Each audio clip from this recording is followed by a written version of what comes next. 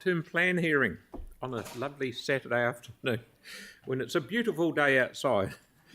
And I know this because I can see out of this tiny window. We have received an apology of absence from Councillor Henstock and Councillor Donovan for lateness. Can I have a mover and seconder? Thank you, Pauline. Thank you, James. I have received no declarations of interest, so we'll move on to our first submitter, Cody, please. Welcome.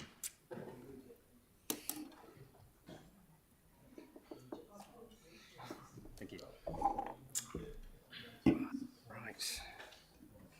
All right, thank you for hearing from me today. My name is Cody Cooper. I live in the Awatea Redgum area. Well, we have a neighbourhood group of about 300 residents, just be speaking in my own right today.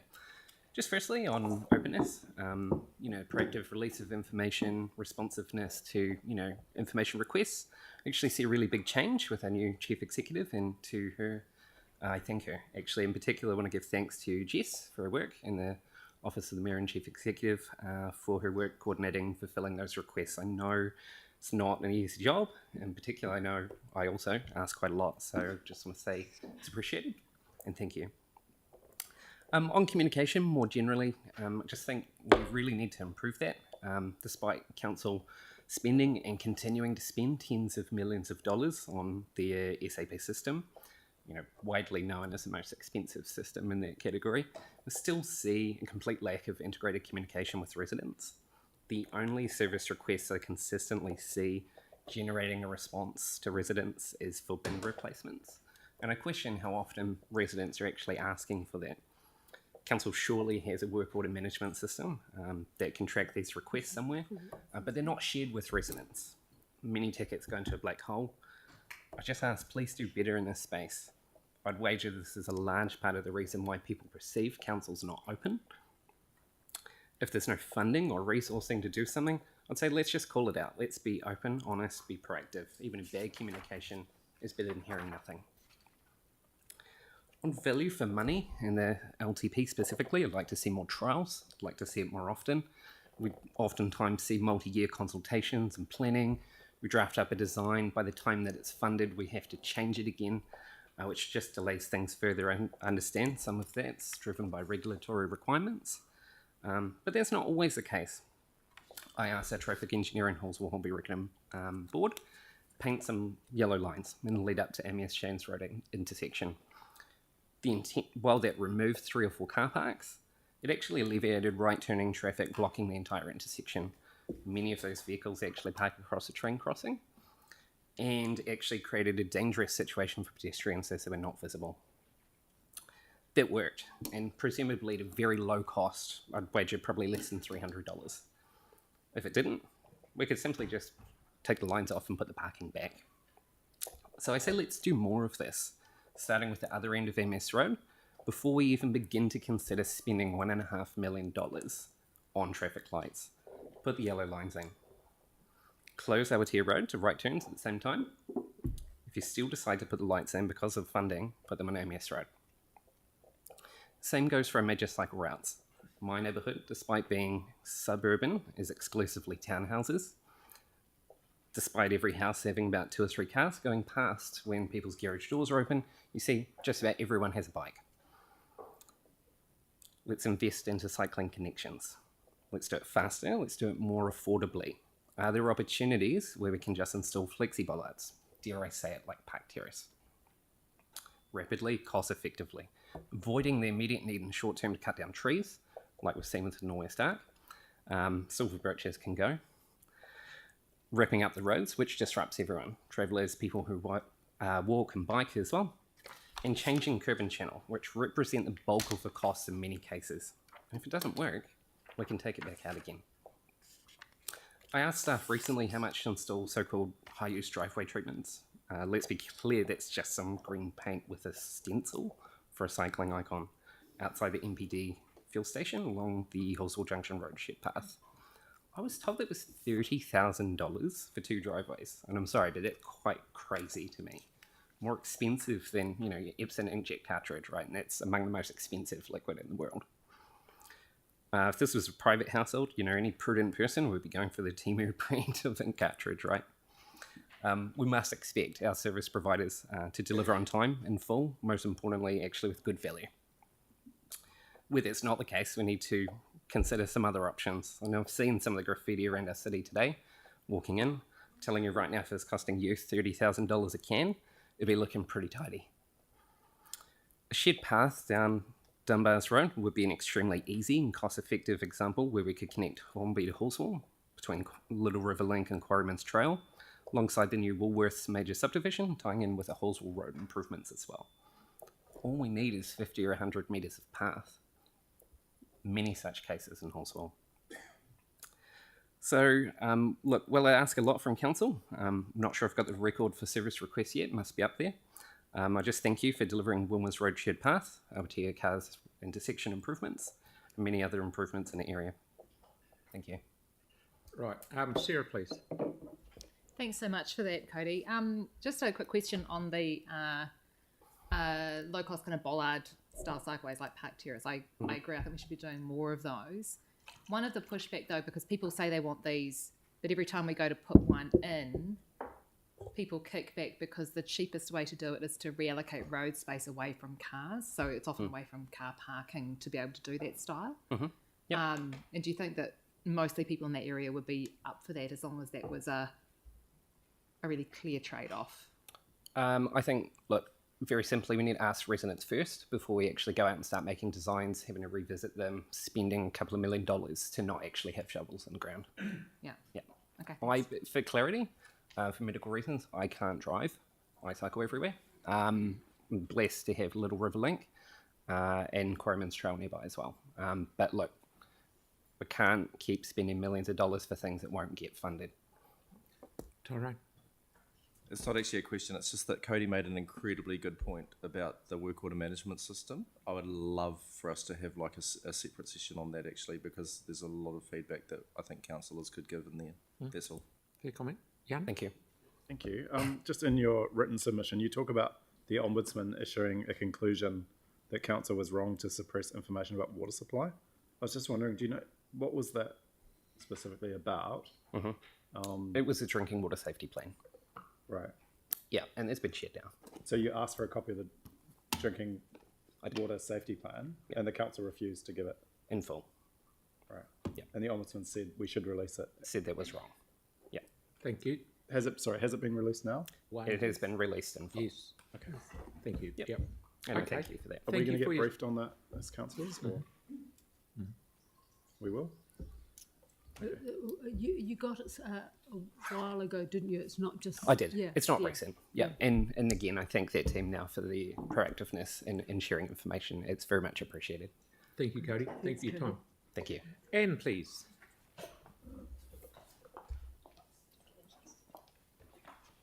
Sorry, the cycle.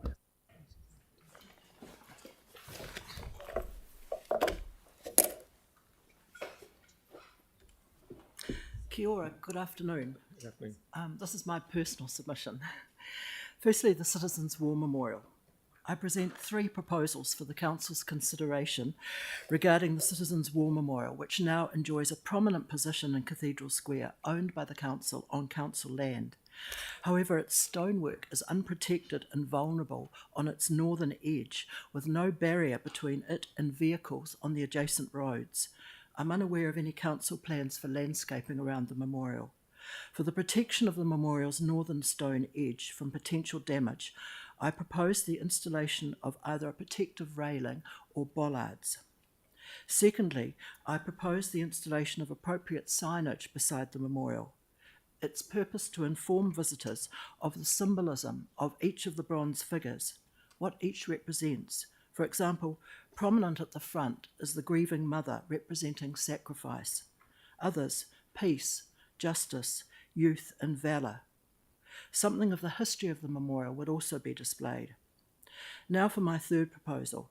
The memorial inscription reads in part, "In grateful remembrance of the sons and daughters of Canterbury who fell in the Great War 1914-1918. But who were they?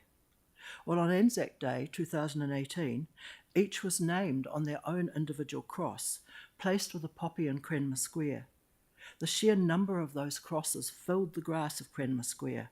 People flocked there for days to read the names or search for those of remembered family members. Yet how many are aware that the Citizens' War Memorial itself commemorates the sacrifices of those 4,000 or so men and women in World War I? That the memorial has meaning for their own family. My third proposal is for the installation of appropriate technology, such as a QR code or app, beside the memorial, which would enable the names to be read by descendants and for them to have a genuine connection with the significance of the memorial in the heart of Christchurch. In this way, their name liveth for evermore. Park of Remembrance. In April, our Mayor alerted us to the fact that this year is especially meaningful since it also marks 100 years since the Bridge of Remembrance was inaugurated on Armistice Day 1924. Adjacent to this bridge is the Council's Park of Remembrance, extending from the bridge to Hereford Street. The statue of Sergeant Nicholas, World War I VC winner, is located here. Therefore, in this bridge centenary year, I propose the location of 2 signs in this park, there are none at present, signifying the Park of Remembrance, one located on the riverbank side, facing the strip, the other located on the corner of Hereford Street and Cambridge Terrace, visible to passing traffic on Cambridge Terrace. Furthermore, I would support the listing of the Park of Remembrance in the District Plan's Schedule of Significant Historic Heritage, if not already listed. Fees and charges, Hagley Park. 5 car parks are located in Hagley Park. I support the proposed introduction of a parking charge for 4 of those car parks. However, I cannot support the introduction of a parking charge for the largest car park known as the Botanic Gardens car park, although located in North Hagley Park, entry via the Armour Street gates. This car park provides excellent pedestrian access not only within North Hagley Park but also to the Botanic Gardens, in particular the children's playground and ice cream shop. The nearest bus stop for accessing the children's playground is located on Ralston Avenue and is a very long walk from there to the children's playground, especially on a hot day for those caring for young children and the elderly. Hagley Park is the People's Park, in 1855 declared to be reserved forever as a public park and shall be open for the recreation and enjoyment of the public. For those struggling with the needs of young children, also beneficiaries and the elderly, the Council's introduction of a parking charge for the Botanic Gardens car park could well prove a barrier, deterring entry to Hagley Park, with all its health benefits, both physical and mental. I understand that the Armour Street gates, known as the Mickle Gates, are opened each day at 6:30 a.m. I propose that those gates be opened at 9 a.m. each day. After all, the Botanic Gardens car park is provided for the purpose of recreation, not for those visiting or working in the city. Parks workers would be provided with a key for earlier entry.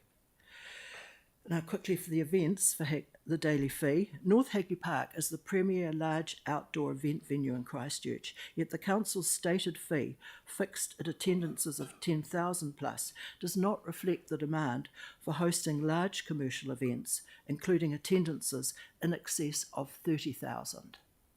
And I leave it to the Council to consider that situation.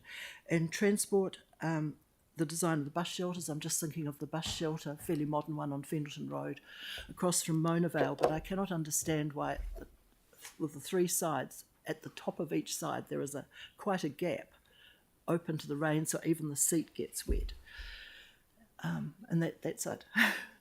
Thank you, and some very good suggestions there. And looking by the nods of approval that you, as you were saying things, especially about the QR code for the War Memorial. That's something we should definitely look at. Thank you very much for your time. Oh, thank you. Good on you. Okay, Robin, please. Yep, that's you.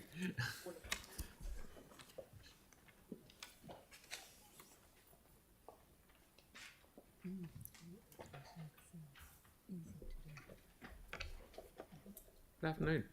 Afternoon. I'm Robin Wynne-Williams. I'm an ancient, still practising nurse. And one of my students years ago told me that I was a rabble-rouser and agent provocateur, and I fear she's probably right, actually. The Christchurch City Council's aim to keep the rates down by saving money and making money Money can be saved by cutting all the red tape and the bureaucracy involved in getting things done, by reducing the number of layers and people involved in the decision making to reduce the time and costs involved. And I suggest bringing all the associated Christchurch NZ and ECANS and the others into the Christchurch City Council building and cutting the overheads associated with the separate establishments and salaries. Have general managers because CEOs cost money. To make money, to accumulate, you have to speculate. That's what my mother was told 90 years ago, and it's still the same now. To make Christchurch the tourism, events, conference, education and research, and the investment centre of New Zealand. And this morning I saw in the press that it said, is Christchurch the food basket of New Zealand? Well, yes, they can be. There's no reason why not.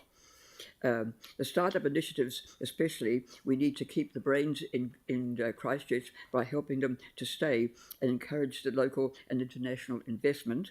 And I don't know if anyone has heard about the Hornby Fabrum company, liquid hydrogen, that's taken about 20 years to get going, and liquid hydrogen for cars and ships, etc., would be a whole lot cheaper and more efficient than having electric cars with those batteries that A, catch fire, and B, what are you going to do with them when they're finished? The other initiatives could be that the East Lake Trust, they've been trying for years to get water. They've got the land, they've got the willpower, but no water, and ECANS have given them some water, but they need a whole lot more to turn it over once a month. The plan is a 2K Olympic accredited events lake, and I have threatened to purloin Phil's diggers to go and dig the hole myself, actually. But the thing is that it would save up to $40 billion, would make $40 billion a year, and that's not counting the education and the social and health, tourism, and also all these people coming would in fact resuscitate the CBD. Because it would bring in major international water sports and also be part of multi-sports events. I suggest that Arana Park be funded because of the tourism, education and conservation benefits.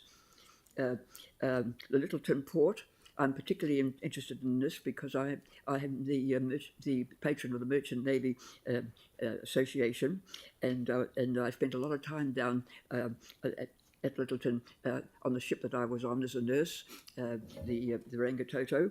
There's only 3 ways off New Zealand, which are air, sailing, and swimming. And we have allowed the coastal shipping to die with the loss of thousands of jobs and also the future career structures. We've left the overnight ferry going from Christchurch to Littleton to Wellington and back. That would be a tourism event. But it's gone. So we need to resuscitate the coastal shipping around New Zealand. The film studio at Templeton, that's, well, I'm not sure what's happening to that because it's taking time to develop like everything else in Christchurch, it seems to. The Ducks Deluxe restaurant, everybody knows about that, and I think that the council should take that back in and let the man who offered to pay for its resuscitation, let him go ahead, okay? I would suggest also to build a very posh, Ritz-style hotel in Christchurch so that the glitzy, glamorous and extremely wealthy folk could come and bring their friends. That would be good PR and good economics.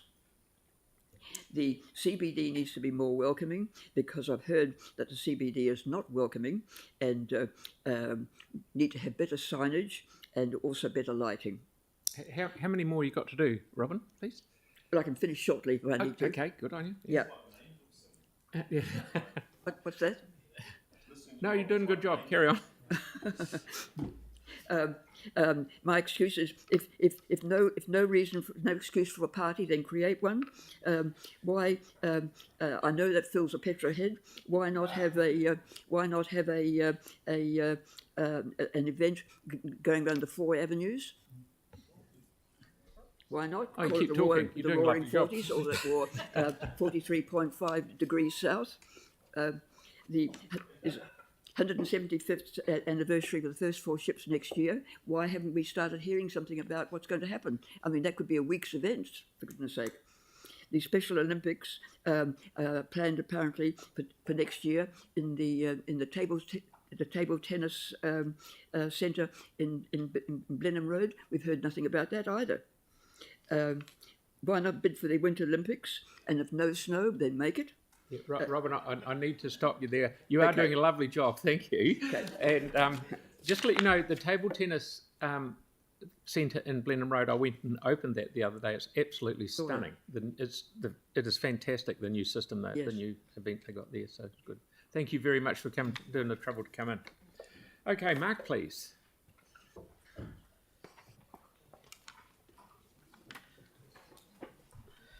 Kia ora koutou. I live and work in the city centre. I'm involved in a lot of community initiatives with the overarching goal of making our city centre as good as it can be. I chair organisations to do with good governance of apartment developments, to do with the performing arts, and I'm a JP. And today I have a list of pleas for you, another list. Please follow through on your goal for 20,000 residents in a vibrant city centre by supporting affordable, high-density apartment living and supporting amenities and green space. Please reinstate the free Central City shuttle. We've been talking about this for too long.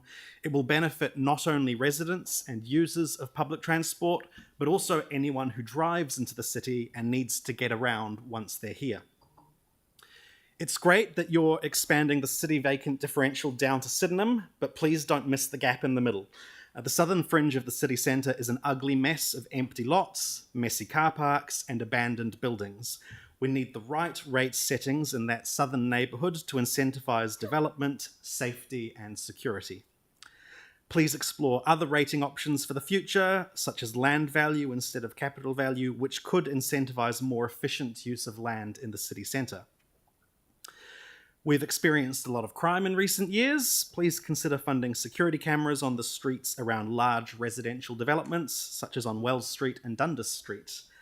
Please reduce the speed limit on these streets. The speed limit on Colombo Street is 30, yet you can turn the corner and whiz down Wells or Dundas at 50. This isn't safe. I've seen some hair-raising near misses just in the past week. Please move more car parks to a user pays model to mitigate rates increases. Please ramp up investment in active transport and public transport in close collaboration with ECAN. This will reduce wear and tear on roads. It will improve the health of the population. It will help the council meet our climate commitments, and it will save households money. Please finish the big anchor projects you've committed funding to, but now turn your attention to small projects which will deliver better value for money. Please ensure independent local artists have a place in the performing arts precinct. Amateur theatre companies have had to do without their own theatres since the Quakes. Little Andromeda, the home of fringe theatre in Christchurch, is hidden away in a corner upstairs at the terrace. The Christchurch art scene is dominated by big players. Artists from around New Zealand feel excluded and trampled on by the World Buskers Festival. Please explore opportunities for equitable funding that encourages diversity and unlocks the potential of our budding performing arts sector. Please prioritise our water infrastructure. An abstract promise for more spending in future electoral cycles isn't good enough. We need to lift our game on investment in essential infrastructure now. Those are my pleas. Hopefully I've left some time for questions. Okay, Andre, then Sarah, then Celeste.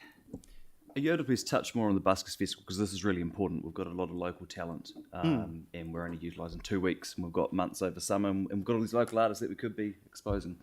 Yeah, so I haven't been too involved myself, but I talk to a lot of people who are involved in this, and I know they've talked to Christchurch NZ and felt like they've fallen on deaf ears, and that it's still just a festival which is, you know, bringing in a predetermined roster of overseas talent, and a lot of people who used to be really involved in the festival in years past no longer have the opportunity to be involved, and others who would like to get involved don't have that opportunity. And so it seems like the council really isn't getting value for money, and there's an opportunity there to spend the money wisely and actually create opportunities for a lot of local talent that we have around the country. Thank Thank you very much. Sarah, please. Thanks so much. So over the last decade or so, there's been a gradual decrease, though not by a lot, of some of the paid car parking in town on street as other priorities have taken precedence on the road corridor.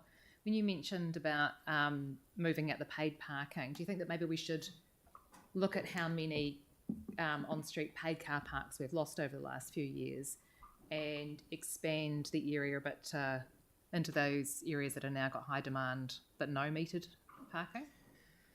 Yeah, so I guess first I was thinking of the proposal for in the parks, Yeah. which is great. But I do think first in, first served isn't a great system. And if there's a huge amount of demand there and it's costing us to service that demand, then it makes sense to be reassessing the equation and making sure that the people who are benefiting from it are the ones who are paying for it. Yeah, thanks. Thank you. Celeste, please. Just noting your feedback around the hot pools being incorrect in the long-term plan, and I've just sent through a question around that. But the question is actually picking up on what Councillor Moore asked about in terms of the buskers. I take your point around it being more of a supporting local artists and things. In terms of the locations of it, do you have any views on where would be a good, like, would you like to see it in some of the venues within the central city or spread out a bit more? Like, do you have a preference? Do you have any idea on what works well? I guess it's a good opportunity to showcase more of the great venues that we do have that perhaps don't get that much visibility from all of Christchurch residents. Obviously, I'm closely tied to Little Andromeda, but because you get huge numbers of people through the doors from those events, so making sure we're showcasing Christchurch at its best. I feel like there's been a good balance in recent years in terms of indoors versus outdoors, and making the city centre itself feel like a hive of activity. Would you be open to also One question. The question was really also, in addition to the central city, would you be up for places like Littleton and New Brighton and Sydenham and Hornby? Like Open to the idea, yeah. Thank you. Linwood. Tim, please. Yes. So I've been involved in this type of thing with buskers and entertainment in the city for most of my working life. So in the past, we've had concerts on a Friday lunchtime, Thursday night within the central city. We had buskers all the way down Worcester and Cashel Moors, relevant of festivals. This was just vibrant every week. And the only thing would determine would be weather. And is any of that happening now? Yeah, so obviously last year we had the proposal to try and get something going in the performing arts precinct to make good use of that space while there's no money to build something. But why that space? Why not the? Yeah, you know, this is the most creative group of people in the city, and I'm seeing nothing, and I'm saying, because, but why? Yeah, so there are some artists who try to do interesting outdoors things. I think they struggle to build enough interest, and I think this ties back to there's still a lot of dead spaces in the city centre, and it's very destination driven. People are just coming here to go to a specific place, and there's gaps between the destinations, and we need to turn our thinking from here's a destination to the entire city centre as a destination, and there's an abundance of things here to attract and retain people. I'd really like to Thank you. Thank you, Mark. That's great. Thanks for your time. Jocelyn and Carolyn, please.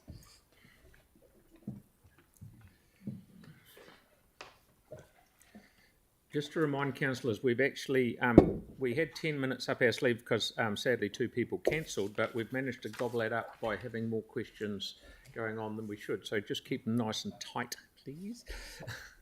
Tēnā koutou katoa, ko Jocelyn Pepperell, Takawengawa. Ko Caroline Siroaho. Thank you, Mayor and Councillors, for the opportunity to speak with you today. We are residents of Mount Pleasant and are active members of our community as well as regular cycle commuters. I'd just like to put in here that although we live in the suburbs, the centre of the city is very important to us, and I support pretty much everything the previous speaker said about making the centre alive. As we wrote in our submissions, we're most interested in fostering a green and livable city that will cope well with both climate change and support the ageing population. We advocate for roads that are calmed and have space on footpaths for pushchairs and wheelchairs to move safely, for high quality and frequent public transport, for well-connected cycleways, and for green spaces with good tree cover for temperature control and designed for stormwater management. We love the cycleways that allow us to travel more safely into the city from Mount Pleasant. I use the Heathcote Expressway daily on my commute to work, preferring it now to my previous route, which was along Ferry Road, where I was knocked off my bike in October last year. And on my ride to work, I connect with both the Rapanui Shag Rock Cycleway and the Unicycle Cycleway, while the coastal path route through to Sumner is a great route to go and get an ice cream.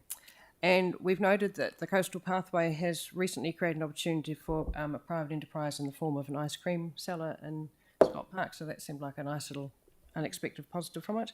So we appeal to councillors, please continue with the development of the cycleways network, particularly with the connections between each major cycleway. We note the potential to develop a safer connection between the Fairmead end of the Heathcote Expressway and the beginning of the coastal pathway. And specifically, we would like to see the Te Aratai cycle connection undertaken. I believe you plan to have it on hold. This, to us, would seem to be a no-brainer for a large school on a major road. With respect to increasing biodiversity in our urban forest, we value support the City Council ranges give to local restoration projects which help restore our forest canopy, increase biodiversity and habitat for Indigenous species. We both volunteer regularly for two significant restoration projects, the McCormick's Bay Wetlands restoration under the auspices of the Estuary Trust, and the Drayton Reserve volunteers led by the indomitable Dave Bryce, who gets some occasional support from council rangers. Stormwater runoff from residential development higher up the valley discharges sediment into the Drayton stream, which contributes to sediment in McCormick's Bay. Hence, there is much work to be done to improve stormwater management in this area. One thing I personally value about living in Christchurch is the amazing public facilities like swimming pools and libraries.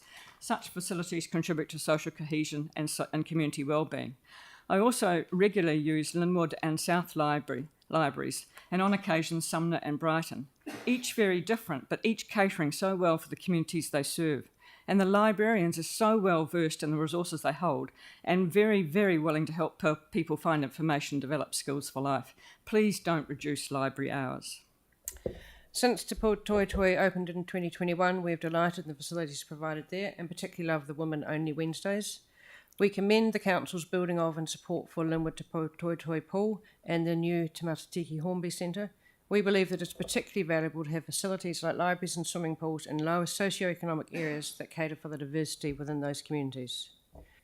We also advocate for greater investment from Council in green or slow tourism through the continued development of recreational and urban forest features in the Avon or Takaro spine, support for the completion of the 360 Trail, and the development of a wetlands eco-sanctuary. These features will not only contribute towards our climate change mitigation goals, but will also provide greater wellbeing and quality of life for local residents. And as a person heavily involved in community, I know how important funding is to enable groups to provide events and to develop programs that address climate change and resilient objectives, such as the creation of community gardens, composting facilities, and the provision of classes in food preservation or preparation.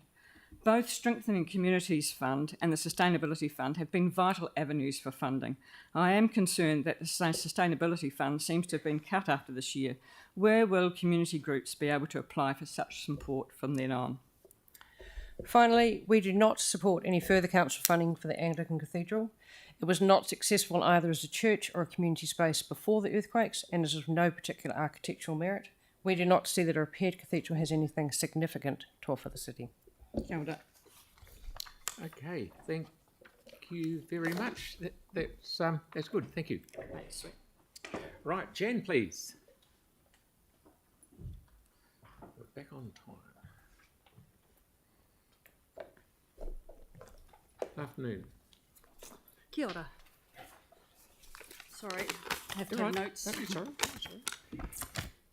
First start with a wee story. There were once 4 people named everybody, somebody, anybody and nobody. There was an important job to be done and everyone was sure that somebody would do it. Anybody could have done it, but nobody did it. Somebody got angry about that because it was everybody's job. Everybody thought anybody could do it, but nobody realised that everybody wouldn't do it. It ended up that everybody blamed somebody when nobody did what anyone could have done. What's the message? Well, if you want to get a job done and affect change, don't be like everybody, somebody, anybody and nobody. Take responsibility and set about getting results. I guess it's kind of why all of you are here. So here we are. Also, Henry Ford once said that coming together is a beginning, staying together is a process, and working together is success. 6.5 years ago, a group of people came together to discuss the very dire state of the 3 asphalt courts and building on Rujoli and Akaroa. This group, now registered as Banks Peninsula Sport and Recreation, have stayed together and have been talking with Christchurch City Council staff about redeveloping these courts into a fully functioning, safe and multi-purpose facility for all in our community to use. Having got this project into the LTP, we are now working together to ensure the project is a success for our community and for the council. Council staff have been formulating plans to complete the groundwork needed to upgrade this facility and resurface 2 of the courts. Our group are raising funds to resurface 1 court into an AstroTurf to future-proof it as a multi-purpose facility for all to cater for a wide range of sporting and recreational activities. This facility, once completed, will enable us to support our local hapu, school children, older folk and families to become more actively involved in sport, recreation, exercise and activities that support health and well-being. Local government is one of the most important and powerful influences on health and well-being of communities and populations. The decisions local government makes affect the determinants of health. We are extremely grateful for the support that we have received from council so far, and hope to see that this project, the redevelopment of this project can go forward. So we ask that council ensure that the approximately 170k, I'm not quite sure on what that number is now, set aside in the LTP currently remains in place for this project, and that, if necessary, council finds any remaining money needed to finish this project. Repairs and maintenance of these courts is well overdue. Council helping our community to help themselves is surely a win-win. Thank you. Thank you very much. Tyrone? Kia ora, Jen. Thank you so much for that. And I was really fortunate to go to the Harvest Festival a few weeks ago, which raised $6,000 towards the courts, which was amazing. How much further does the fundraising need to go? For us raising, so we will be doing, as you know, the 1 court plus half the building. Our funding for our side of it, I think we have 20,000 so far. Yeah. And I think we've got to get to about that 100k, but we haven't started approaching grants yet and have been speaking to advisors for that. Okay, no, that's cool. Thank you. That's very helpful. Cheers. One of the things that I can probably chip in there, but there has been the $170,000, 170, yeah, has been put aside. One of the things that worried me the other day that they've done a bit of work over there and found our old friend coal tar on the bottom of these courts. Now, my thoughts are that this should be just overlaid with 650 millimetres of reinforced concrete and then asphalt on the top. Or what's happening up in Kashmir, where Tim Scandrick goes, they're not actually putting asphalt on them, they're painting them. And it seems, with non-slip paint, seems to be a lot better. And there's enough money left over to astro the 3rd court, which is sort of by itself. So the way I was looking at it, talking to staff, if we just covered it over and didn't dig it all out and cost an absolute fortune carting away coal tar, protect it and bury it, or cap it, there's enough money there to do it anyway. So I'll be chasing up on that just to make sure what's happening. So that would be absolutely fantastic. Because at one stage there was some talk about giving it to the Lions Group as a project like the Governor's Bay Jetty, sort of do it that way. So I'll chase up and I'll let you know what's going on. It'd be also good to connect in with the Kashmir Tennis Club, and so club to club to try and help each other out would be really good. Haven't spoken to them particularly, but have spoken to several other clubs that have done this sort of thing. Okay. But the actual groundwork and so forth isn't from our perspective, it is from council staff. Yes, right. Yep. Okay, thank you very much. Thank you. Thank you for Murray, your support, please. Mr. Mayor.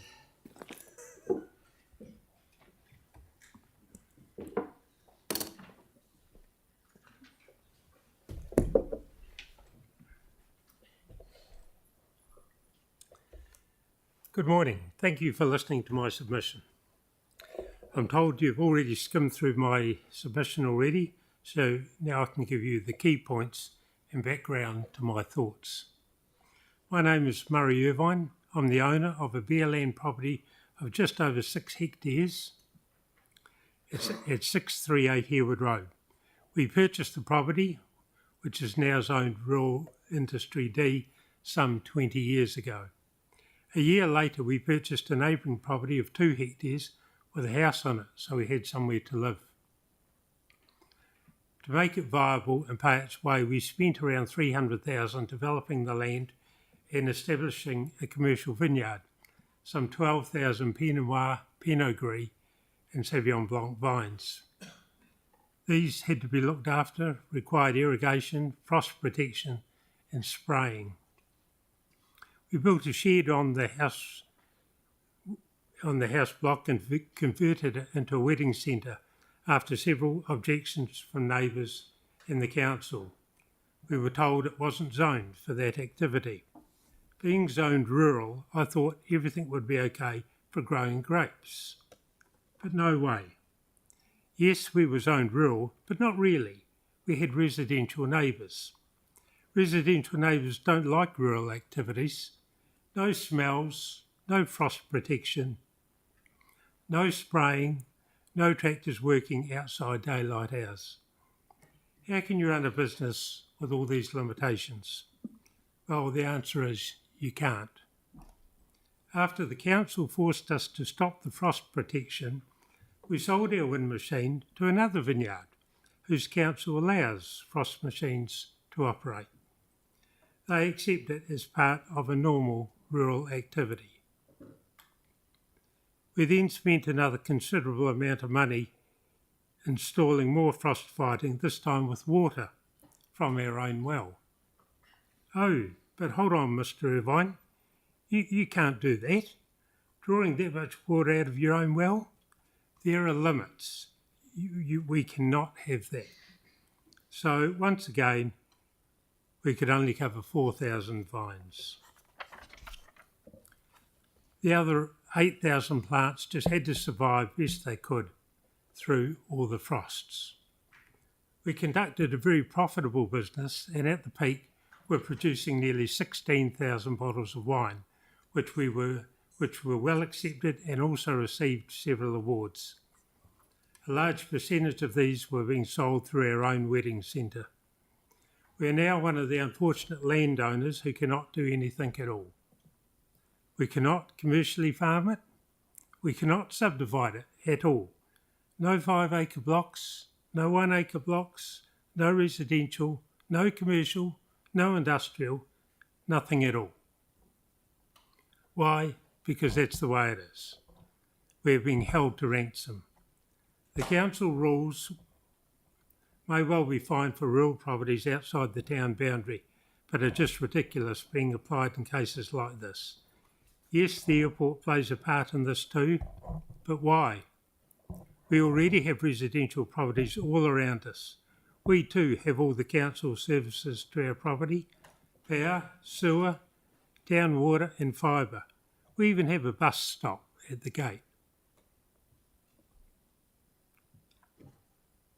Where else in New Zealand or the world do these rules apply?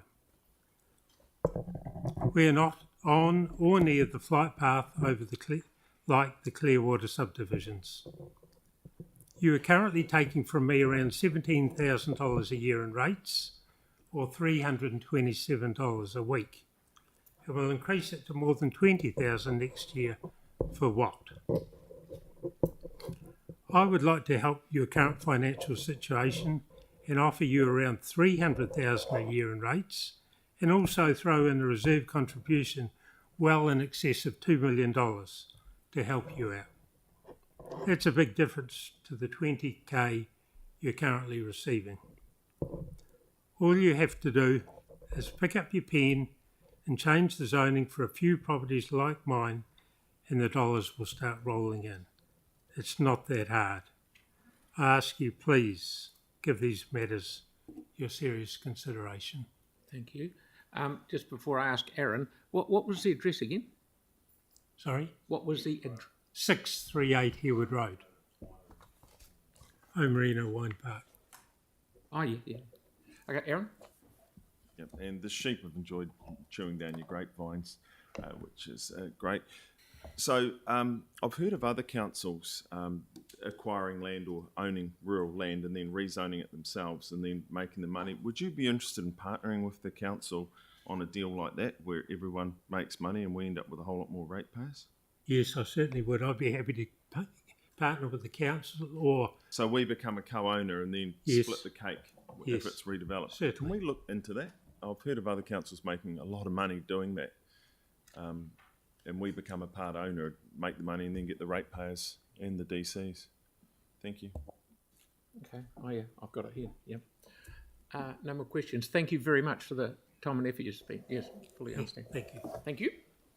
Okay, Ian, on behalf of Donna, please.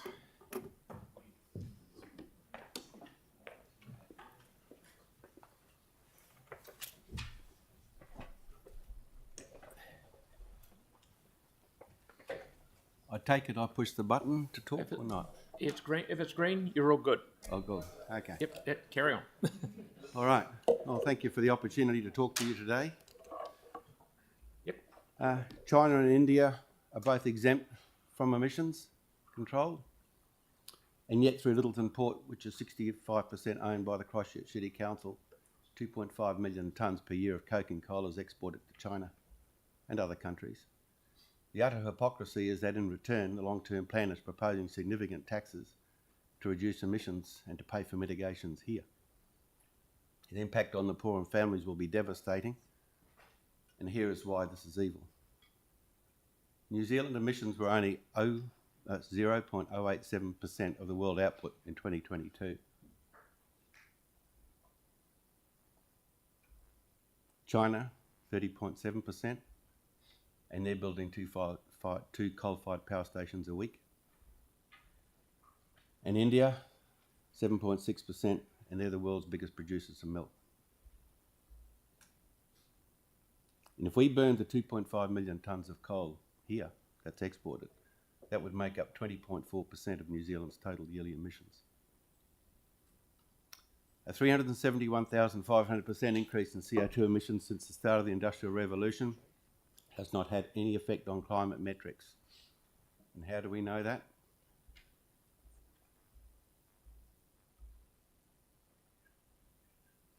The rate of sea level rise in Brest in France since 1807 has not changed. The rate hasn't changed. The rate of sea level rise since 1922 at Littleton has not changed. And the same applies to multiple sites around the world. There's over 100 of them. You can go onto the NOAA site and find them yourself in Poland, New York, Sydney, Auckland. The list is endless. It seems endless. Selwyn District Council Commission report shows no change in the mean and extreme rainfall since 1910.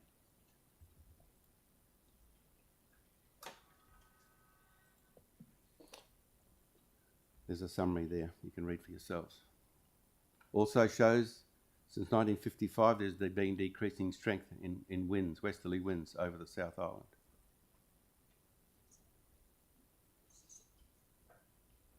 The references are all supplied. NIWA records since 1909 show in Dunedin maximum, average and minimum temperatures, and it's a linear increase not related to emissions. And in Dunedin it's 0.02 degrees centigrade per century increase in maximums. Notice that the minimums are the ones that are increasing the most, and there's a reason for that. In Lincoln, it's gone up 0.62 degrees per century at a maximum. So how can taxes, including on the poor, to reduce emissions and to build mitigations be warranted? These are floods and droughts in the USA since 1895. This is official data from NOAA in America. The IPC says that hurricanes and tornadoes show no changes attributable to human influence and that floods are not getting worse. You can read that yourself in that link.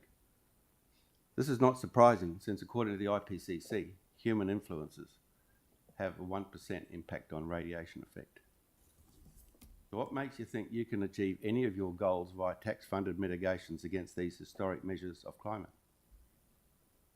You're using climate models that have got over 200% error in predicting temperature, historic temperature, so what makes you think you can use and predict the future? By the way, this data was produced from a man who won the prestigious science award while he worked for NASA. He put the satellite into space that records the Earth's temperature, so the weather balloons and satellites agree, but the models are over 200% in error. If you want to avoid your hypocrisy, well, here's some good news. As I have shown, human emissions have had no effect on climate metrics, and here is the reason for a slow increase in temperature and sea level, and it has nothing to do with man. This is from the Lincoln University Farm Technical Manual, and they quote another reference. The little ice age of only 270 years ago explains everything. The temperature is still increasing. It was the coldest only 270 years ago, and since then it has been warming.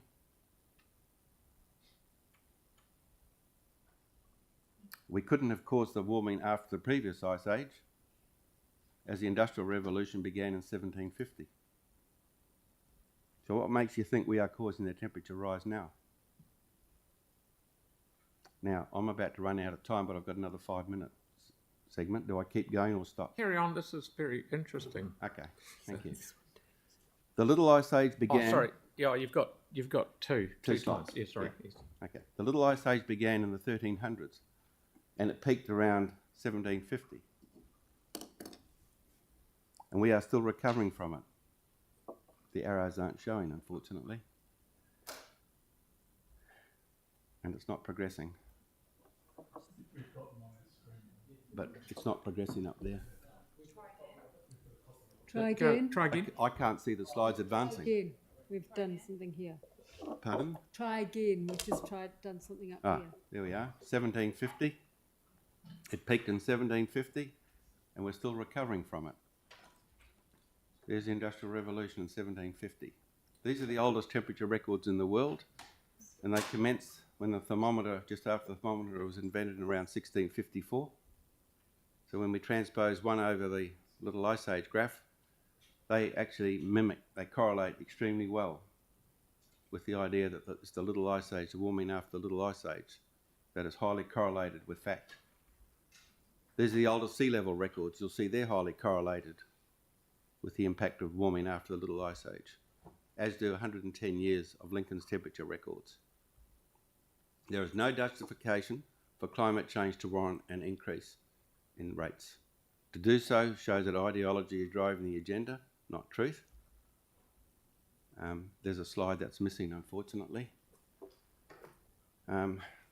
which is a shame because it shows in a survey that was done in America, it's the young people that are realising that this whole thing is a scam, and the popularity of the common narrative now is down to 50%, having been at 80%. So here's an example of a French electric police van powered by a diesel generator. It's a screaming example of how ridiculous it is to be taxing your own people for a theory so desperately short of evidence.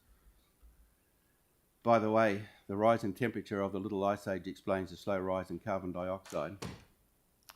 And you need to watch that very short video. I'd love to show it to you now, but it would use up my time. Secondary school physics would show you why the CO2 is going up and how it's directly related to a warming climate as a result of coming out of the Little Ice Age. Thank you. Thank you very much. We've got some questions. Tyrone? Kia ora. Thank you, Ian, for your presentations. Very interesting. So I'm the ward councillor for Banks Peninsula, and last winter we had multiple storms that wiped out roads, threw rocks up onto into villages, and caused a lot of damage. And that's, that's the weather. But I'm interested, regardless of why you think that happened, should we or should we not do anything about that? Well, you should do what you've always done, because nothing's changed. The climate has slowly changed for reasons I've just explained. But Ian Wishart, an investigative journalist, has done an excellent review of the NIWA data and found it terribly wanting. And he's gone back through the papers, back into the 1800s, about 1860, and has seen there were far bigger storms in the past than Gabrielle, for example. So unfortunately, the data that you've got access to is not complete, and it will show you that we had more storms in the past than we are now. So just do what you've always done. So you agree that we should just deal with the impacts of the weather patterns that we're having, because it's not data, it's actually like the real life impacts of things. Yeah, but what I'm saying is nothing's changed. So use the same technology and same techniques as you've always done. If there's a problem and we've got technology, then you should be doing something about it. But don't base it on man-made climate change, because that's fallacy. Well, I think we could agree on that. I mean, not some of your points, but do what we do, because that's right. Things happen. But don't include climate change as part of your reasoning. That's all I'm saying. Thank you. Celeste, please. Thank you. Do you have any suggestions for how we should approach the increasing number of storm events? Do you have any idea of what might be driving that? If it's not linked to climate change, do you have your own storm events? Did you say? Yeah, we know that they're increasing in intensity and frequency. So, what do you think's driving that? Well, I would highly dispute that. You don't think we're getting totally. storm events? That's in total contradiction from the data that Ian Wishart's collated and with what NIWA has collated, and the data from around the world does not support that in the slightest. What did you make of Cyclone Gabrielle? That was just one of many cyclones. I grew up in Northern Australia, and we used to get cyclones, and they happen, but they're not well supported by the historic account. And you need to look at Ian Wishart's data, which totally discredits the claim that Gabrielle was a big storm. It wasn't. I'm sure if you're living in the North Island, it was a big storm. But thank you. Thank you. Celeste, yours not Celeste, you're Aaron. Yeah. Thanks for that. And some of that explains why the worst cyclone in history is 1970 and the worst flood was 1931 in the world, those ones. But that aside, would it not be better that instead of spending all the money, the billions of dollars on climate change, we spend it on pollution? No one agrees that jumping on the end of a tailpipe's a good idea. I'm thinking no one's into plastic in the ocean. Those are the big issues. Would that be a better spend of that money that you refer to? Totally. Pollution and carbon dioxide are two totally different matters.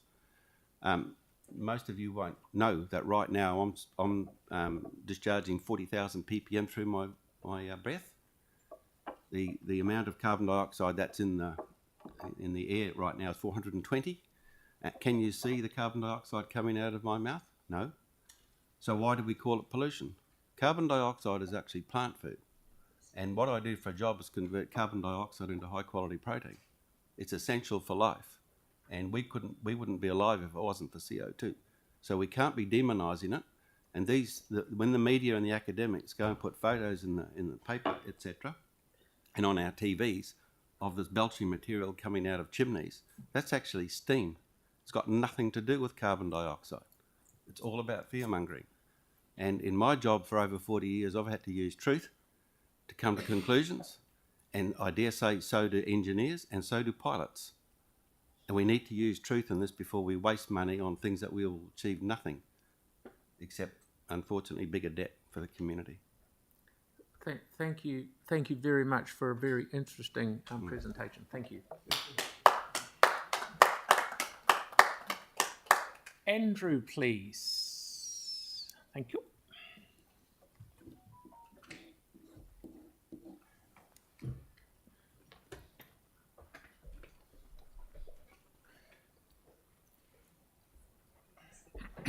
Afternoon, mate. Hello. So before we get started, I'd just like to disclose that I am currently employed by the City Council. I'm on the Disability Advisory Group. But other than that, I'm speaking in my own capacity as a as a Christchurch resident. I just have a few points I'd like to make about the plan overall. There's no general theme to my submission. These are just a few things that I've noted. So first of all, I understand the need to raise money, and many of the issues we are currently facing stem from historic underinvestment and would only result in even higher bills in the future if we were to fail to address them now. So I understand the need to raise rates, and even though I'd prefer my rent not go up, I know that we do need to address the elephant in the room, which is we haven't been investing enough. With regards to the targeted rates, this is for Linwood and New Brighton. I have some concern that these are very low income areas. They have a lot of deprivation, and I feel like bringing in an extra tax on these areas could be quite regressive. So I'd like that to be reconsidered, or at the very least I'd like any rates to be raised from this proposal to be ring-fenced to be reinvested into those areas. Regarding transport, I believe that Christchurch has a decent balance overall.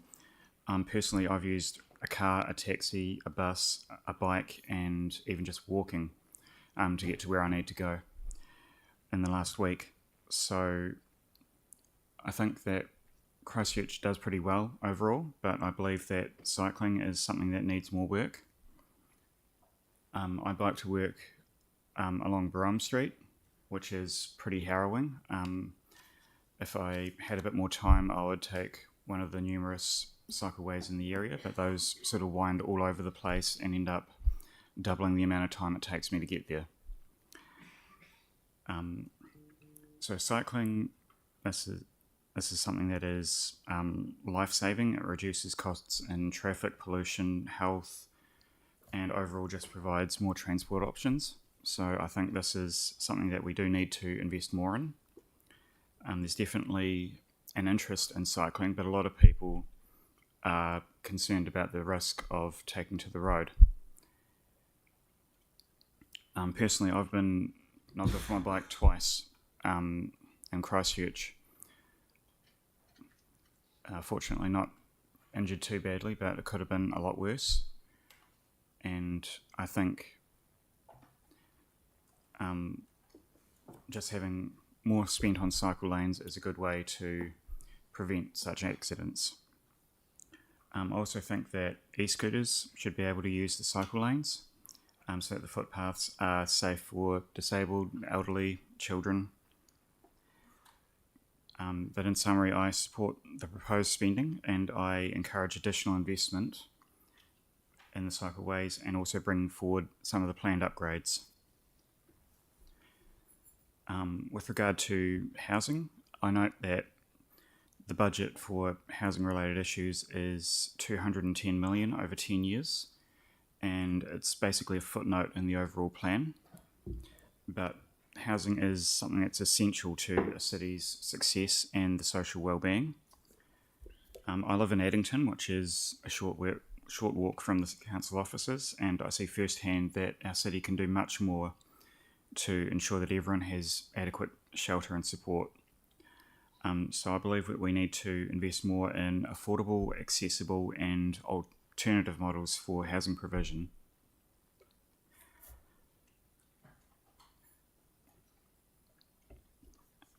So obviously climate change is a very contentious issue.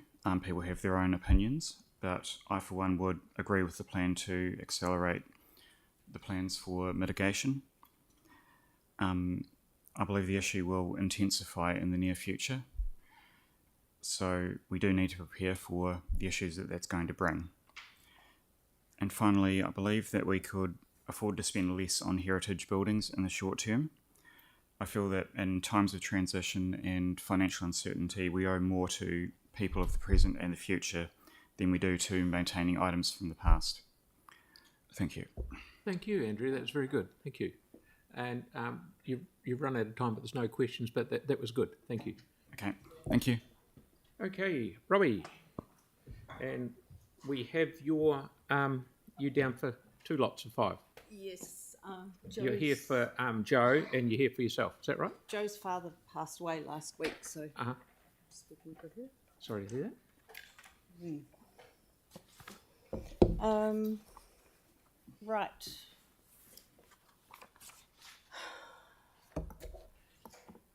Okay.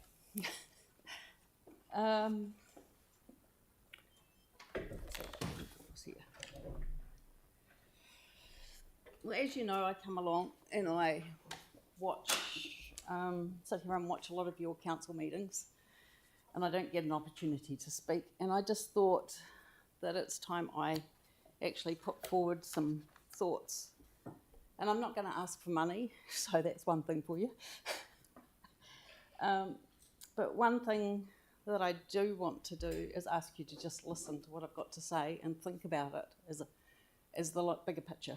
Okay, my background is I was a meteorological observer, so I do understand climate.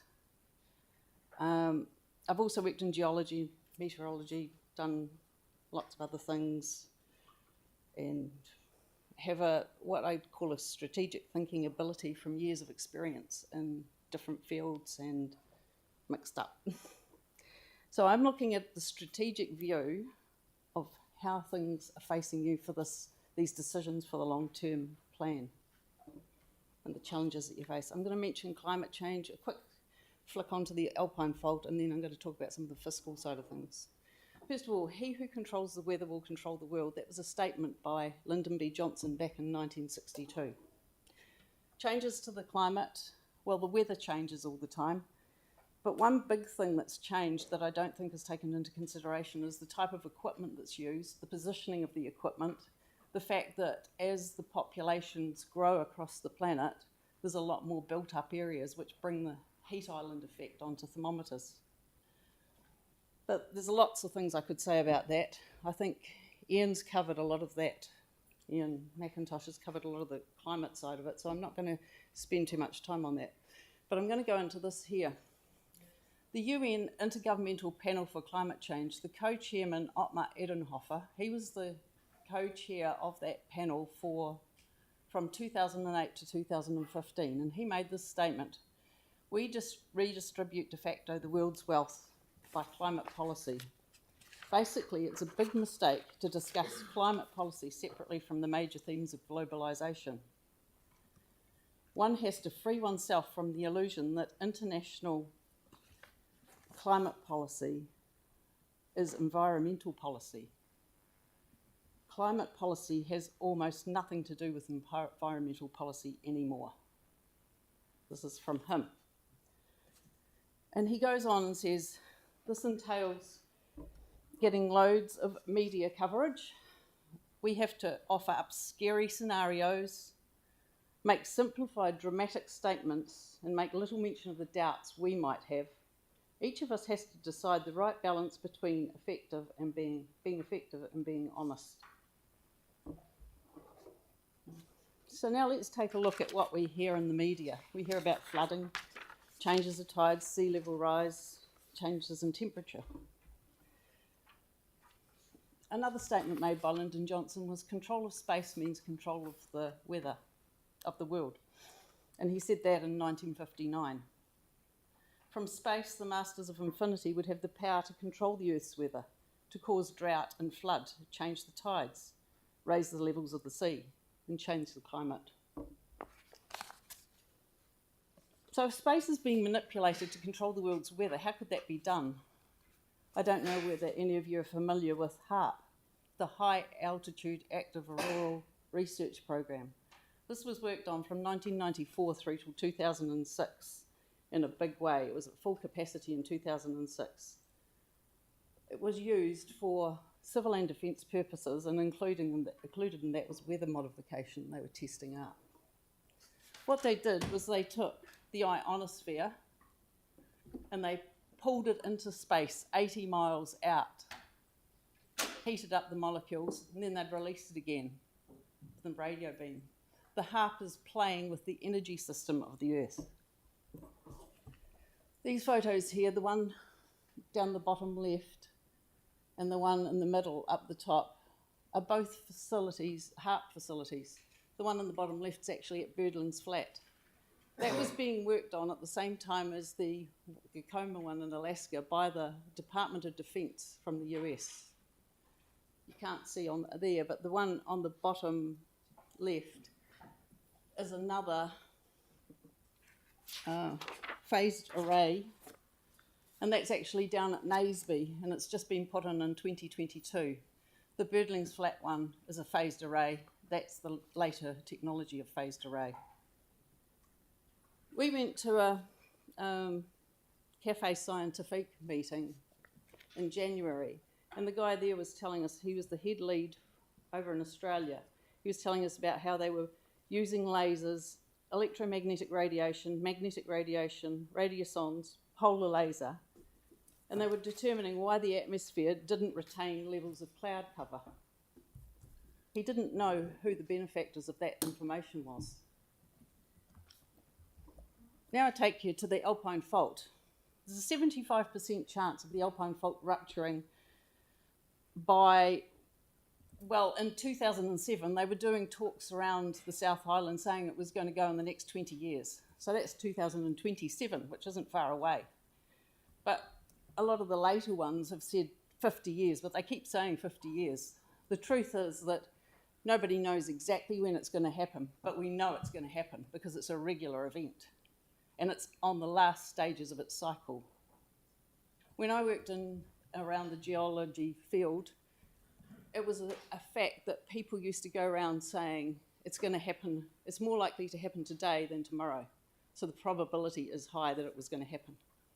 There's an 82% probability that the next earthquake on the Alpine Fault will be a magnitude 8+ and last for 4+ minutes. To give you an idea, that's taking the 6, because of it being a logarithmic scale, you're taking a 6 like we had, you're taking 4 times the energy of that, and it's going to be lasting 4 times as long.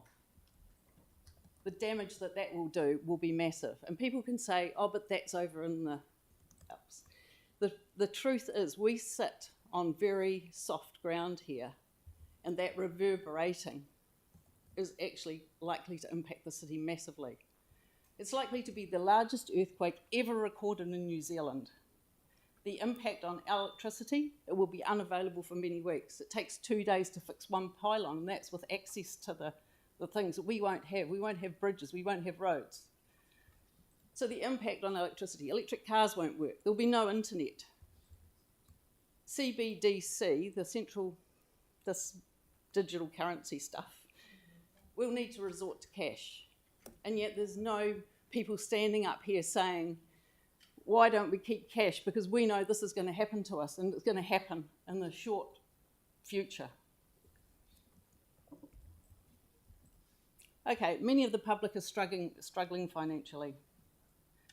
The 13 city councils across New Zealand have taken the debt from 9 billion to 11 billion in 8 months up to the end of January. Preloading future debt based on assumptions is a dangerous thing to be doing. The city assets are not about maximising debt to income. You should be minimising it. And I ask you, are sea levels a greater risk than the Alpine Fault line to us? And I know the answer to that is they're not. The other thing with the fault line is that the Pacific plate actually rides over the top of the Australian plate at this end. At the other end, it's round the other way. So we have a twist. This is the only place in the world that this happens. That fault going over the top will actually raise the sea up, probably this side. We don't know for sure, but the chances are that the sea level thing's not going to be an issue at all once you've got that, because we might have the opposite problem. What safeguards do your lenders have? Let's have a look at the LGFA agreement.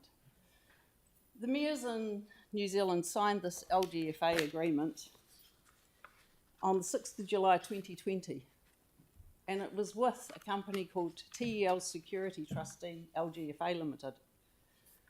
The 100% shareholders in that company are the next company, Trustee Executors, and the next one, and the next one, and the next one. Then it goes back down. So there's a little loop goes on there. 100% shareholding right round. The ultimate holding company is Sterling Grace. Sterling Grace has 2 directors, one in Nevada and one in Switzerland. We redistribute de facto the world's wealth by climate policy. Globalisation. One of the first steps to better management of climate change and heading forward, I think, is at the moment we're under UN decision making. It's irreversibly global when you go that direction. It's control. It's imposing targets and deadlines. I believe we should be looking local, regional, taking control of our own situation. We should be pushing back against the government about, especially with this AF8, because that's not happening anywhere else in the world.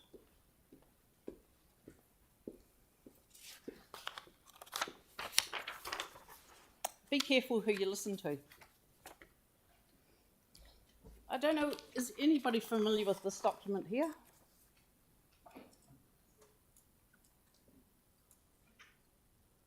This is the pilot project from the World Economic Forum for New Zealand, being a pilot project on AI. I've heard you guys say that you refer to your experts all the time and you go to the experts. One of their things on national conversation is trust can be enhanced by independent experts, having a trusted third party to broker agreement between the public, politicians and technical experts. They can translate data and provide information that is reliable.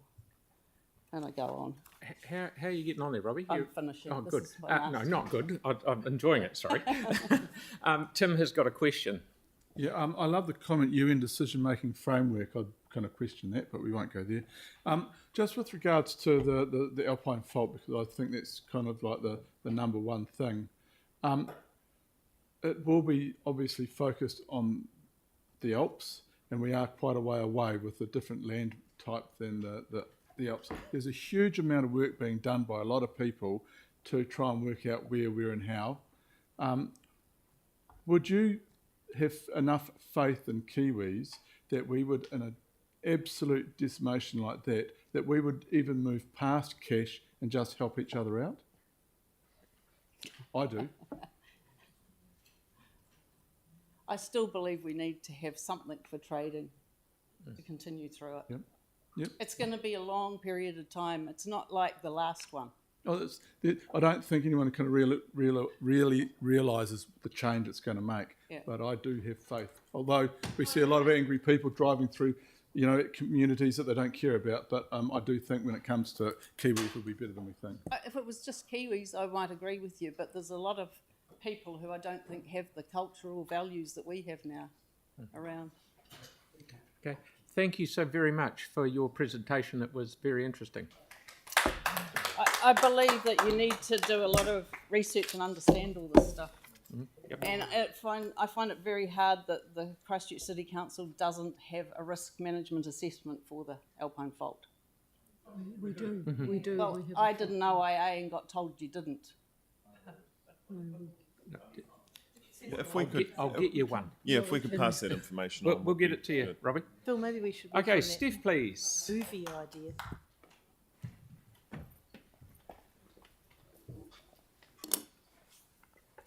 Kia ora koutou. I'm Steph Walker. Thanks for giving up your weekend for this. I'm here on the weekend so that I can kind of cast my hats aside, my most significant one being as Executive Director of Word Christchurch. So I just want to be here as myself, as a Christchurch citizen. My family moved here when I was approximately 4 3/4, and I've left twice. Once to study and work in Wellington in the UK. I came back in 2010 to get the Christchurch Arts Festival up and running again with Philip Tremewan, and I left after we did that successfully amid all the shaky times and went to Australia to work on bigger projects with bigger budgets. So while there I worked at Carriage Works, a contemporary arts centre, in the City of Sydney Council's events team, at Sydney Festival, across many international festivals within the Adelaide Festival Centre and Adelaide Festival itself, before I took a senior leadership role at the Auckland Arts Festival, and now I'm home again. I came back because after a decade, like so many, I could see that the time is ripe for Christchurch, and so I think this long-term plan is a really important moment. The possibility here is bubbling to the surface, and I applaud the council for seeing that Christchurch can be a cultural powerhouse. I was so excited to see that there, so I'm here because I believe that, and I'm super excited to be a part of it. I also hope that you recognise that all the support that you've seen come through the submissions for the Arts Centre isn't just about the Arts Centre. It shows a strong will and support from our citizens for arts, culture, creativity and ngā toi Māori to be central to our lives here. To fund the Arts Centre can't be at the detriment of other companies and organisations in the city making arts, culture and creativity happen. They said themselves, they're unique. So when you're looking at how to find that extra pūtea to support the Arts Centre, please don't take this from any existing funding from the sector and community. It needs to be and, not and or.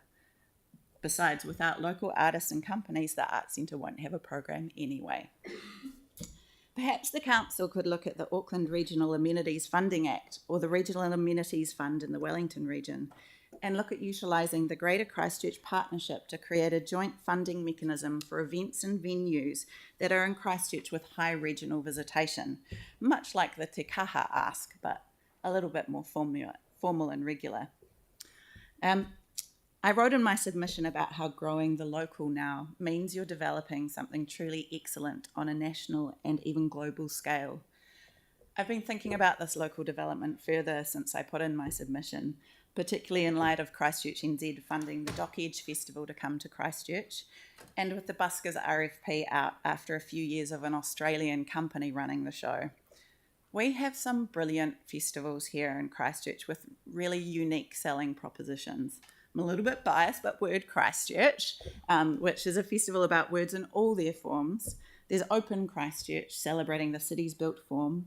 Flair, making use of the city's walls and spaces. Tirama Mai being so grounded in Te Ao Māori. The Arts Centre's offerings. Even Kids Fest is actually becoming quite a unique offering in this country.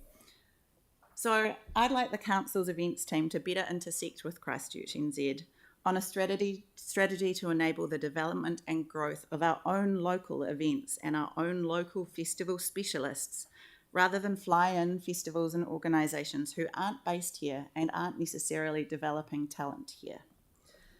Now, there's been some talk, the rumour mills fly around Christchurch, about the demise of the Christchurch Arts Festival. And in the next 3 to 5 years, I think there's a lot more to be gained by further investing in festivals that are still surviving and looking at new models of achieving essentially an arts festival in the city through collective mahi between our arts organisations, our festivals and venues, because we're not afraid of new ideas in the city, so why not look at a new way of bringing nationally and internationally recognised arts into the city. Now, I'm a producer, so I'm a pragmatist. I know rates can't keep going up and up, but I also know that our local companies making everything happen in the arts, culture and creativity sector have already trimmed all the fat off. With a small amount of further investment and I think some really clever enabling strategies, we can grow and develop the city to be that cultural powerhouse we aspire to. Kia ora. Thank you very much. Any questions, anyone? Tim? It was CNZ that brought in the company to take over Buskers, but do you think in the arts it's always good to have a wee bit of crossover? Because if you are, say, like China in 1400s, they closed their borders and it went reverse. They had amazing arts and technology that they could have shared with the world, etc., but they made a decision. If we were to do the same with that, because following the earthquakes, our companies that were based here went national to survive. So we can't just be... I absolutely agree with you, but what we saw with Strut and Fret taking over the Buskers Festival is they just flew in and flew out. They didn't develop an office here. They weren't developing any talent. Yeah. There's a lot of local artists on the ground who refused to work with them because of some of their practices. So it could have been done better. it could be done better, and I think we need to keep sustaining local practice. And yeah, people will go and go big, go global, which is great. But we want to keep people coming back here. Well, it was created here too, so. Oh yeah. Thank you very much. That's wonderful. Thank you. And Ruben, please.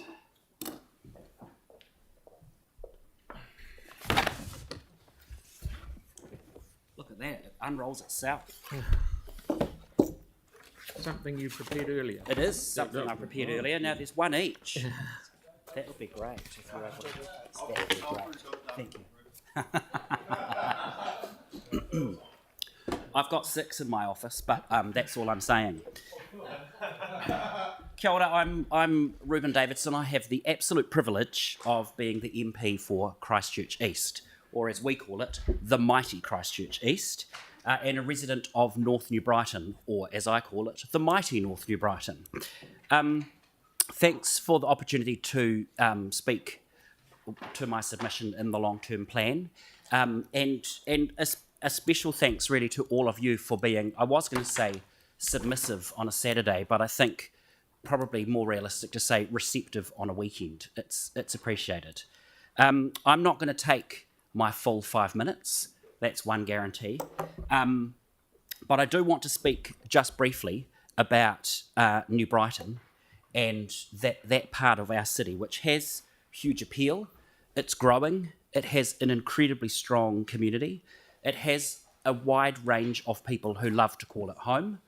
I'm one of them, but don't just take my word for it. There are young families, there are small businesses and growing businesses, there's new residential development, there's a lot of that. There's people who've lived in this part of the city their whole life. Just today, you see that borne out. The New Brighton Seaside Market is bustling.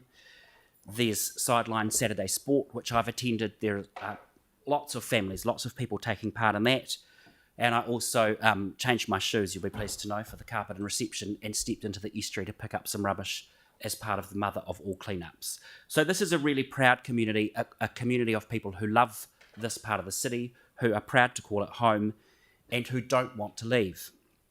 But everybody in this part of the city is really conscious of the fact that at some stage we will need to leave, and we'll need to do it in a hurry. And currently, as we experience every year during fireworks, we can't do that.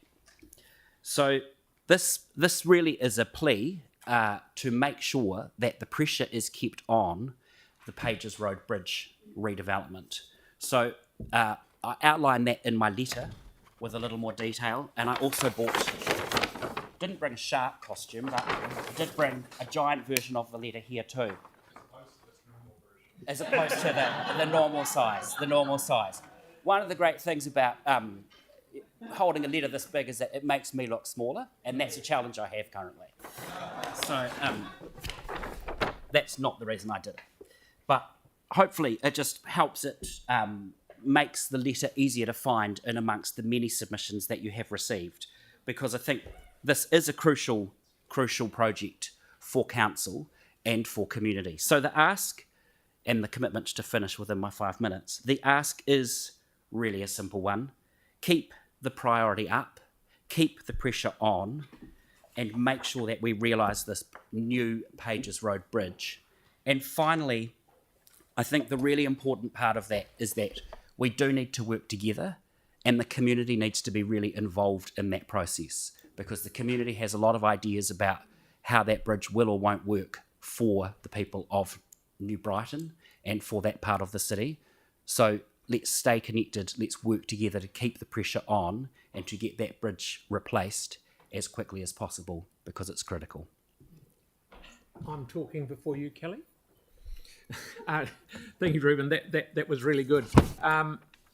One of the things we've got to do, we'll have to wake up to the fact that maybe we may have to fund it ourselves if NZTA doesn't. So we shouldn't sit back waiting to think that they will. We've got to keep working towards the fact and not stop the consultation process, not stop the resource consent process and get that done. So that's important. One of the things, I was actually down at the pier this morning, meeting with the Pier and Foreshore Society, and one of them said, Alan Coburn said, we've got to change the narrative that it's not, this bridge is just a bridge for getting people in and out.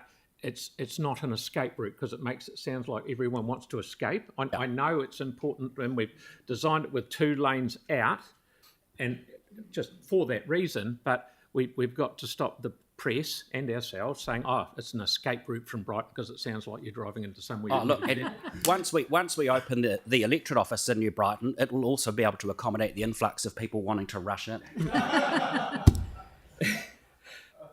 Kelly, please. Ruben, fantastic presentation as usual. In your wandering around Wellington, have you had a chance to have a chat to the Minister about the New Brighton Bridge and where it fits into the priorities of the East?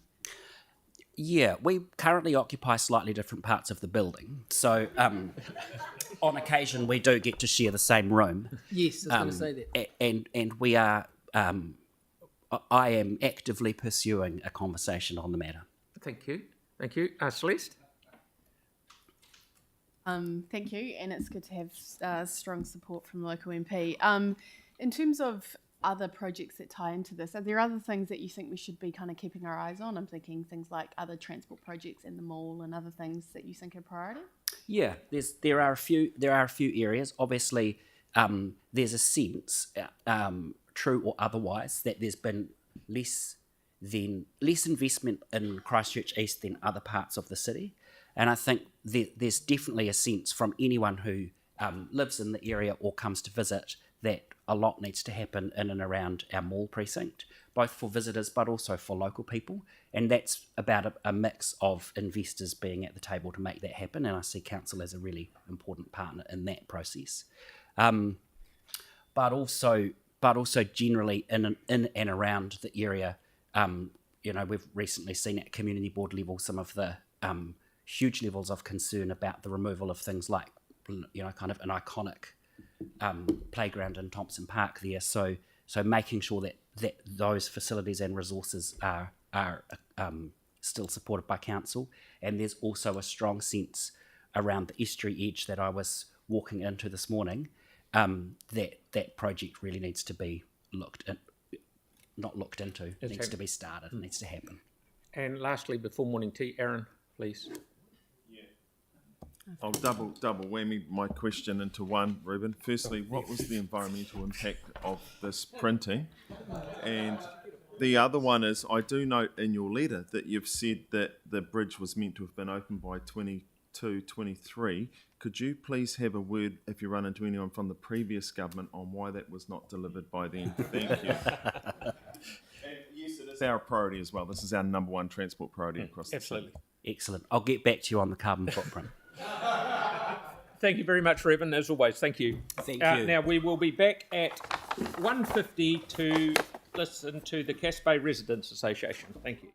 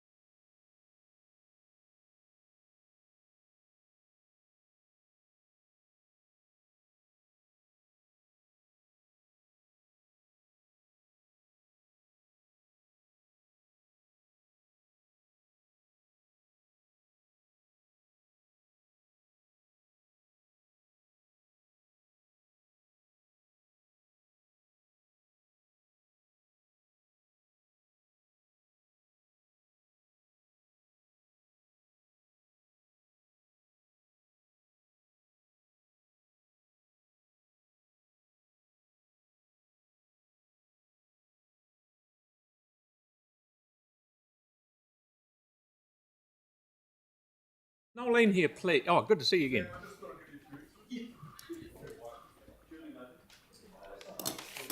Do you see that, mate?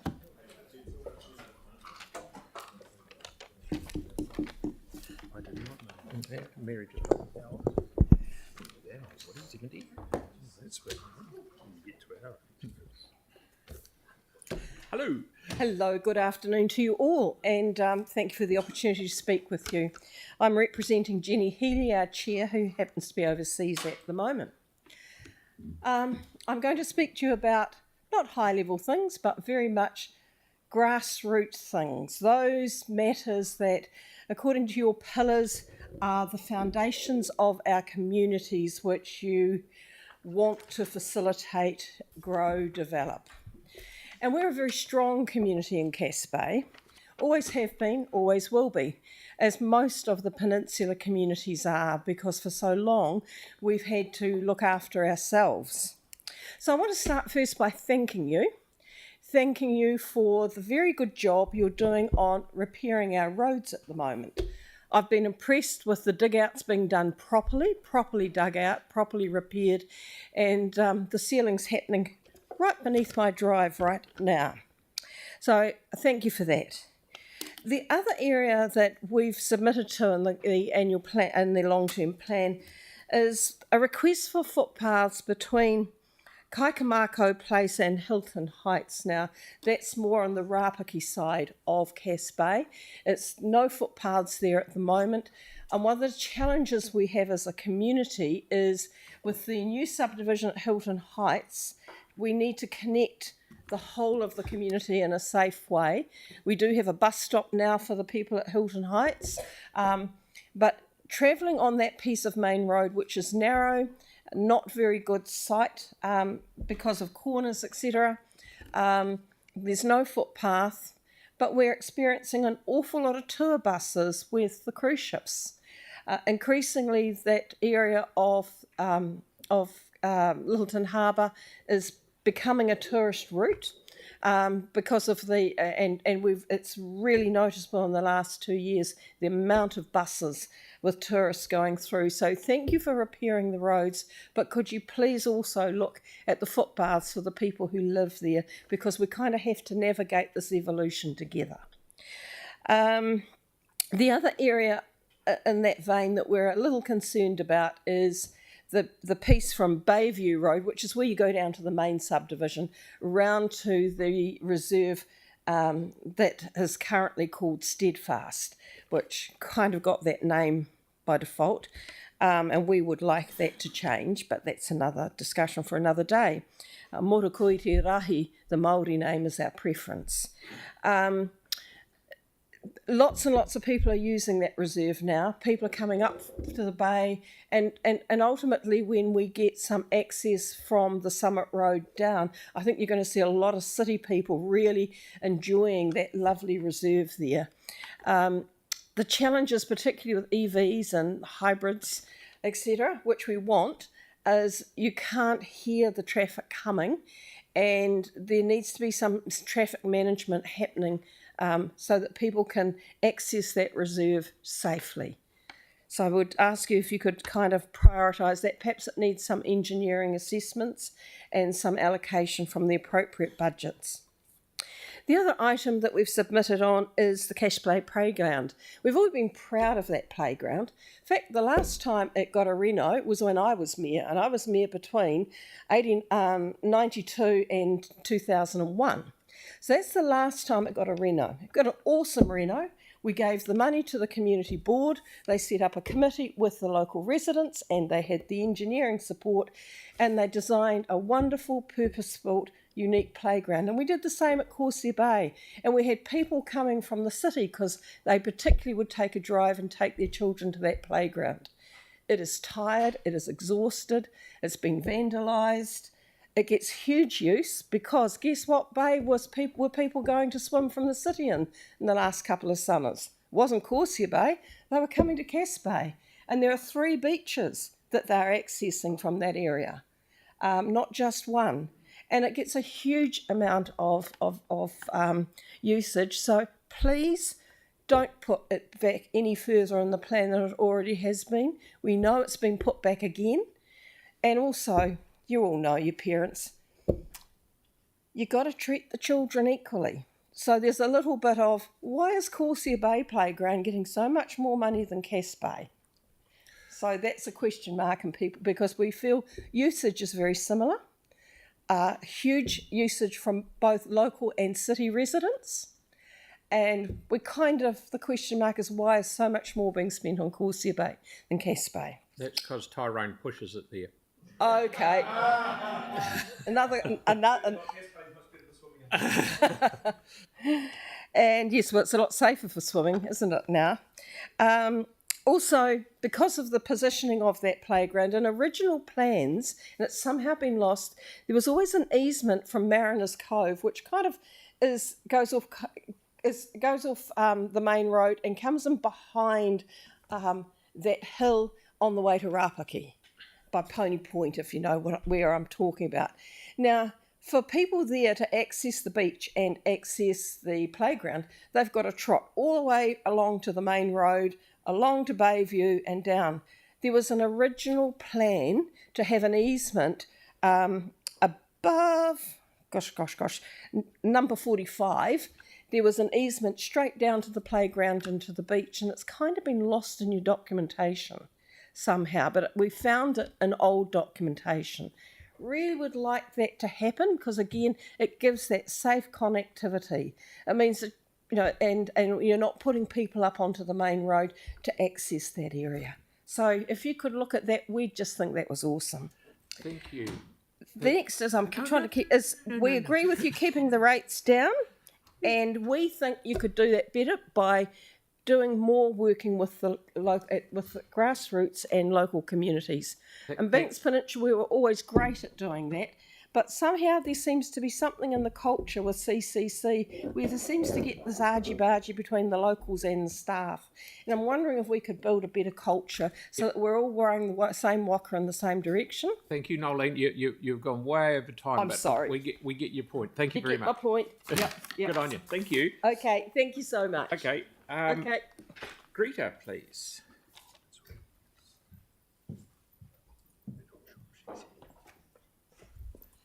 Hello. Hi, everyone. Kia ora koutou. I'm Greta Bond. I'm the Chief Executive of Age Concern Canterbury. I was expecting to see some slides. Nope. Any minute that's now. Not there, no. Sorry, that's not me. Though I could probably talk for 5 minutes about that, but yeah, there I am at the bottom. I don't think anyone needs to hear it. Okay, awesome. Okay, thank you. So Age Concern Canterbury, we provide services that support and enhance the wellbeing of older people in Canterbury, with an emphasis on social connection and inclusion and the provision of services that address elder abuse, poverty and social vulnerability. We run 48 steady as you go strength and balance classes weekly and operate safer driving courses, as well as providing other educational opportunities for older people. We are currently hosting a Kaumarawa Day program and running a research project into the needs of older people within our Muslim community. We have 23 staff and over 350 active volunteers. We support the strategic vision encapsulated in the draft long-term plan, which draws a picture of a vibrant and inclusive city we look forward to living in. Sorry, can you slip the slides forward? Thank you. Where the draft long-term plan discusses our ageing infrastructure, it doesn't address our ageing population. It's estimated that over 23% of people living in Christchurch will be aged 65 or over by 2048. That's our direction of travel. Our population of 80 plus will grow by 283%. Our population of 90 plus will grow by 700%. We need to be planning to meet the needs of this changing population. Here are some examples. Can you do the slide, please? Accessibility. If we're going to be an inclusive, age-friendly city, we need to take accessibility way more seriously than we do now. You'll recognise this image. It's actually the one from the front page of the long-term plan consultation document. And I can see why you chose it. It represents the kind of city that we all want, where everyone is coming together to enjoy a built environment that is merging seamlessly and beautifully with the natural environment. It's also a picture of an area that by its design excludes anyone with mobility issues, for example, users of wheelchairs or mobility walkers. An inclusive city needs to be inclusive for everyone. That's old and young, able and disabled, and accessibility needs to be considered at the start of the planning process, not the end. It needs to be baked into the cake, not added to the icing. Next slide, please. Housing affordability. We are proposing in our current plan to spend $286 million in the next 10 years on Te Kaha Stadium and $210 million on housing. So the House of Rugby will be getting 136% of the funding that will pay for all the other houses for people. Meanwhile, our older population over time is less likely to be homeowners. In 15 years, when I myself turn 65, around half of my age cohort will own our own homes. We need a commitment to building functional, accessible rental housing for a generation of lifelong renters. At Age Concern, we're seeing two main categories of older people who are struggling in relation to their housing. We're seeing people who are living on a single person's pension and renting, who have no security of tenure and are subject to market rentals. They are cutting costs where they can, and this is too often on heating or even on the food that they're trying to eat. They often become isolated because in their homes it's too expensive to go out. Now, we also see older people who are asset rich, they own their own homes, but are cash poor. We calculate with the proposed rate rises, rates alone may cost up to 20% of their annual income. That's $1 in every $5 that they have going on their rates. I noticed that the automatic qualification for rates postponement is being jettisoned, and I think that's the wrong direction of travel. You're making it too hard and too demeaning for older people to access that ability to put their rates against their house when they sold after they pass on or they sell it. I could go into heaps of more problems, but I'd like to offer a solution instead. Next slide, please. We need a positive ageing strategy. We've got strategies galore in Christchurch. I went looking on the website to see what's available in terms of ageing, and I see there's all sorts of excellent ones. Our Strengthening Communities Together is an excellent bit of planning, but we're currently underestimating both the challenges and the opportunities that the ageing population presents. Positive ageing strategy, if we developed it, could ensure that the needs of older people and our ageing population are considered at all stages of planning. Next slide, please. It would also ensure that the amazing resource that is older people is utilised properly. Our older people have history, they've got knowledge, they've got mana. They know the answers to many of our challenges that we're facing. They could really be the batteries of our cultural powerhouse city if we could only support them to be so. I guess my message today is that we need to plan for our ageing population, but also let our ageing population help us plan. I think we can make Christchurch the best city in New Zealand in which to age well, but we need to think about it all the time, particularly when we start our planning. Thank you. Thank you very much. That's absolutely brilliant. Thank you. Thank you. Thank you for your time. Thank you. We've run out of time, but that's no questions. Thank you. Simon, please. Hey, how you going? You right, mate? Now I should have a wee PowerPoint there as well. One in the centre. Yep. All good. Cool. 2 seconds.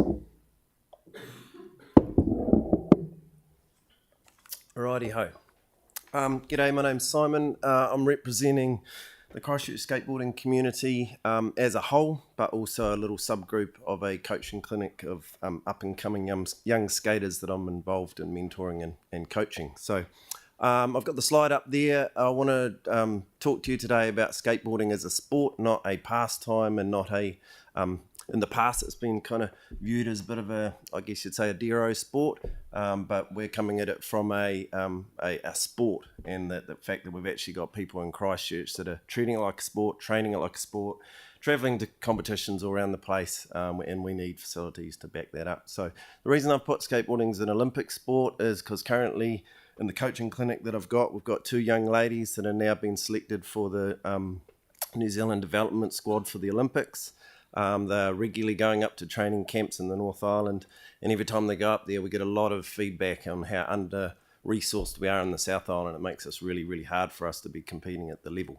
The young lady on the left there is second in the Nationals in November in vert skating. She's only 12 years of age. So up there, I've put 3 points to want to cover. Hopefully I can get through it in the time. We need adequate facilities for our youth to progress to the level that they need to compete internationally, and these facilities need to be up to the required specifications to hold national events, which currently in Christchurch they're not. Other 2 points I've put there is we need more consultation upon the proposed allocation of funds for future skate park projects, and we also need consultation around the contractors that are going to be used for these. Next slide, please. The first bit is need for facilities. So I've put in there, we really, really, really need a vert ramp in Christchurch, not only for our training, but so that we can actually hold national level vert skating competitions. On the left there is Milu, who is ranked second in the country for vert skating.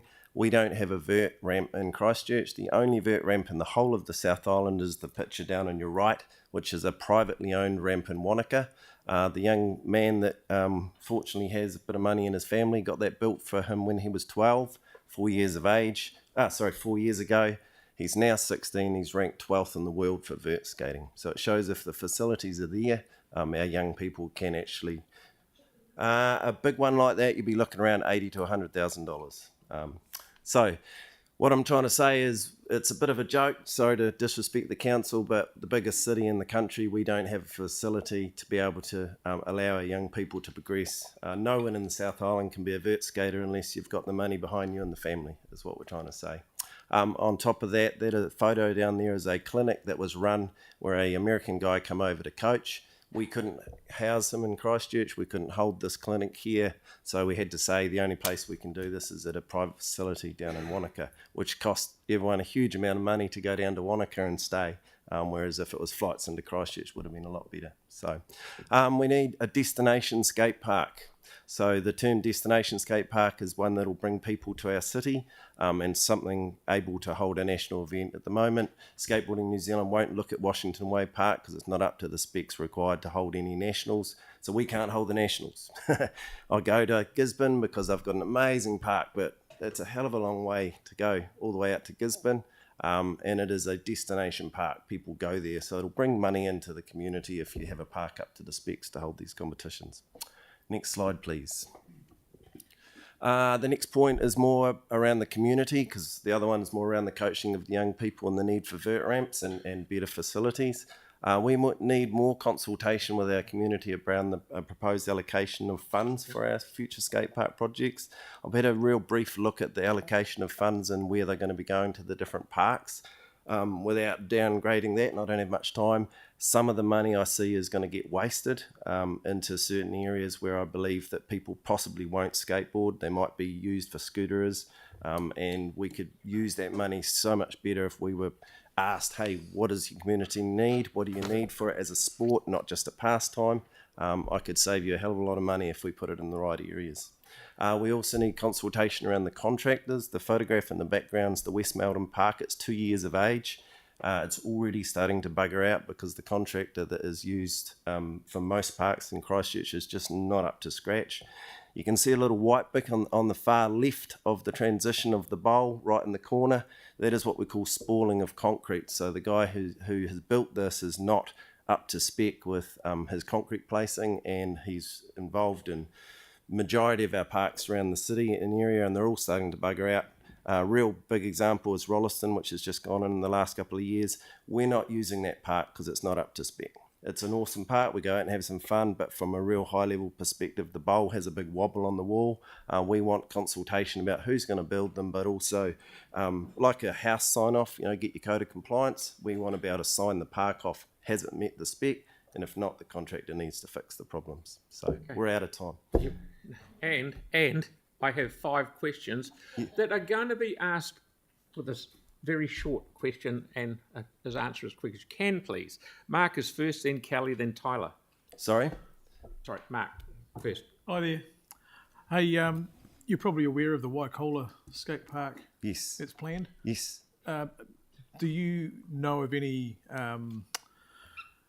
designers that might be able to help us with getting that underway and getting it right? Yes, I do. Yep. Cool. Yep, I definitely do. There's a local, he's a plywood ramp builder, but he's also very well at park design, who would be the first person to consult on that. Plus some of the guys within our coaching clinic would be very good to consult with that. So. Be really keen to loop you into our staff to help with that. Kelly? Definitely. Fantastic presentation, Simon. Really appreciate it. I was involved in the first skateboard craze in Nelson in the 1970s and 80s. They had a big competition. And the guys who got first, second, and third in each category all came from the same street because they had a ramp there. This is why you don't get to ask. I know. Is that the question? No. The question is, where in Christchurch do you think would be the primo spot for a vert ramp? Washington Way Skate Park. Nice. Yeah, it's the best place to have it. It's centralised. It means we can train on the ramp, take what we learn in the wooden ramp to the big concrete bowl, and it's right there. I've looked around. There's so much wasted space in that park. I believe if we actually put money into revamping Washington, would be the best thing. There's a huge amount of wasted space that if we went for a more modern design, we could obviously involve ripping up some of it, but we could actually design and make that the next level park. And it's right central city. You could hold a national event there. Great answer. Thank you. Tyler, please. Thank you very much. Cheers. Oh, sorry. Thought you. No, we got more. But wait, there's more. Tyler. Yep. Oh, yep. Mute. Press the mute button. Tyler, you're muted. My bad, guys. My bad. I've just got a question around the vert ramp and the street technicals. Do you have a preference? Say, for example, we're able to do something within the next 5 years.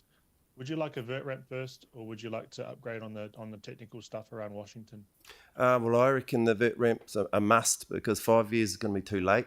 The reason Skateboarding New Zealand are targeting the 10 to 12-year-olds because they're perceiving in 4 to 5 years' time they're going to be the level. Now, skateboarding's like gymnastics. They peak at a very young age, especially with young ladies. Like the world's best are 12, 13 years of age. So vert ramp's going to be the easiest one just to go straight away in and start building. I'm a builder. I know very well a lot about groundworks, and I've had a look around. I've measured up areas, and I've gone, I reckon, here or here. There's 2 places that could hold at Washington. And then the next level would be the destination skate park, is what we need. Yep. Aaron, and you know costs? I'll give you a ballpark for a ramp that size, which I don't believe we need one quite that big. That's about 80 to 100 grand. So I reckon if you allocated that, we could do a slightly smaller version of that for around that. There would be groundworks involved as well where the park is, so there'll be a little bit extra on that. So, Aaron, please. So if we were able to find a number around what you're saying, would you lead the project? I could through the local community board. Through the community, hands down. I know the contractor who could build it. I know our head coach would be the person to run all the plans, pass and specifications for what we need. We can definitely drive what we need for consultation. Okay, Jake's your local councillor. Send him an email. Celeste, please, and then we'll go on to the next one. Actually, my question was taken by someone, but I just want to say congrats, and it's great to see that also young women are coming into the sport, and that's really cool. Thank you. We've got 6 young ladies that are right up there, New Zealand level, which is awesome. Thank you very much. That's great. We're 10 minutes over. Thank you very much. Cheers. Thank you. But just to let staff know, council's currently planning on planting trees where the vert ramp would go at Washington. So if someone could just look at that, that would be really good. Good call. Good point. Thank you, Yanni. Georgina, please. Bizarre.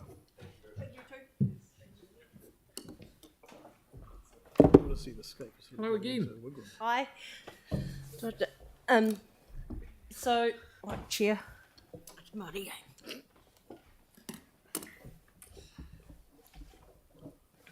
So we're here from the Smith Street Community Farm Trust. The trust has been around for just over a year. We hold the lease on the Smith Street Community Garden site, which was the old Parks Nursery in Linwood. And as part of the work we do around food resilience and growing food in the community, it's come to our attention that the Linwood Canal is restoration or naturalisation is being taken off the schedule of works to be done.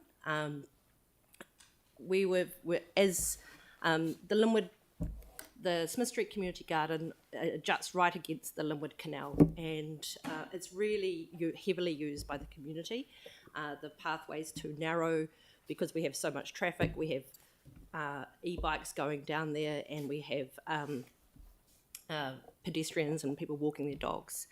The canal, so from Aldwins Road through to Hargood Street, is the bit that I would really like you to consider restoring or naturalising. Linwood Park is getting used more and more as we've got more and more intensification in the neighbourhood.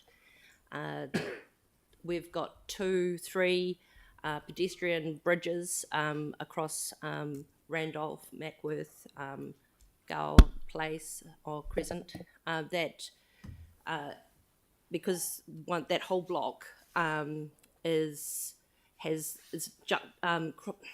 cul-de-sac, and so to get out of Linwood on that side of town, you have to drive up onto Ferry Road and then up and round through the Aldwins Road intersection, Ferry Road intersection, and that causes a lot more traffic to move around. And if the canal was naturalised and enhanced, you would be able to encourage more people to use pedestrian access across the park into Eastgate, which would slow a lot of the traffic impacts around those two main intersections.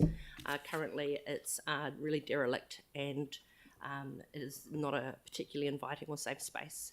The water quality of the canal is incredibly toxic. Was in there today cleaning out the drain, and there are eels with skin peeling off and blind and trapped in the water. The ground of the canal is so undulating that they can't get passage from one end to the other. So there are a huge amount of eels up and along that canal and through most of our city drains. So having some consideration for the impact that our stormwater and has on those eels would be a benefit for the community, because kids are just constantly climbing in and out of those canals, hunting those eels, and if the eels aren't surviving in there, I don't think it's great for the kids, and stopping people getting in there is going to be a bit of a challenge anyway. So that is the main thing that we're here to ask you to do, and it's something that I didn't think we would be asking as a community farm, but as people, a community who've heavily invested in managing land and looking after the environment, it's been one of the things that have come up as something that the community would like to see. There isn't a lot of ecological advocacy in Linwood. The community don't often get up and say things about the environment, and so like compared to other parts of the town, the city, Linwood tends to not jump up and down about their local environment, except about roads, so yeah. Okay, thank you very much. Yep, that's it. Sorry, you done? Yeah, that's it. I think that's what Pauline, please. Hey, thanks so much. Was that a standalone project that you're talking about, the Linwood Canal restoration? And do you know what the budget was? I saw it as a proposal that's sitting in the archives from 2000.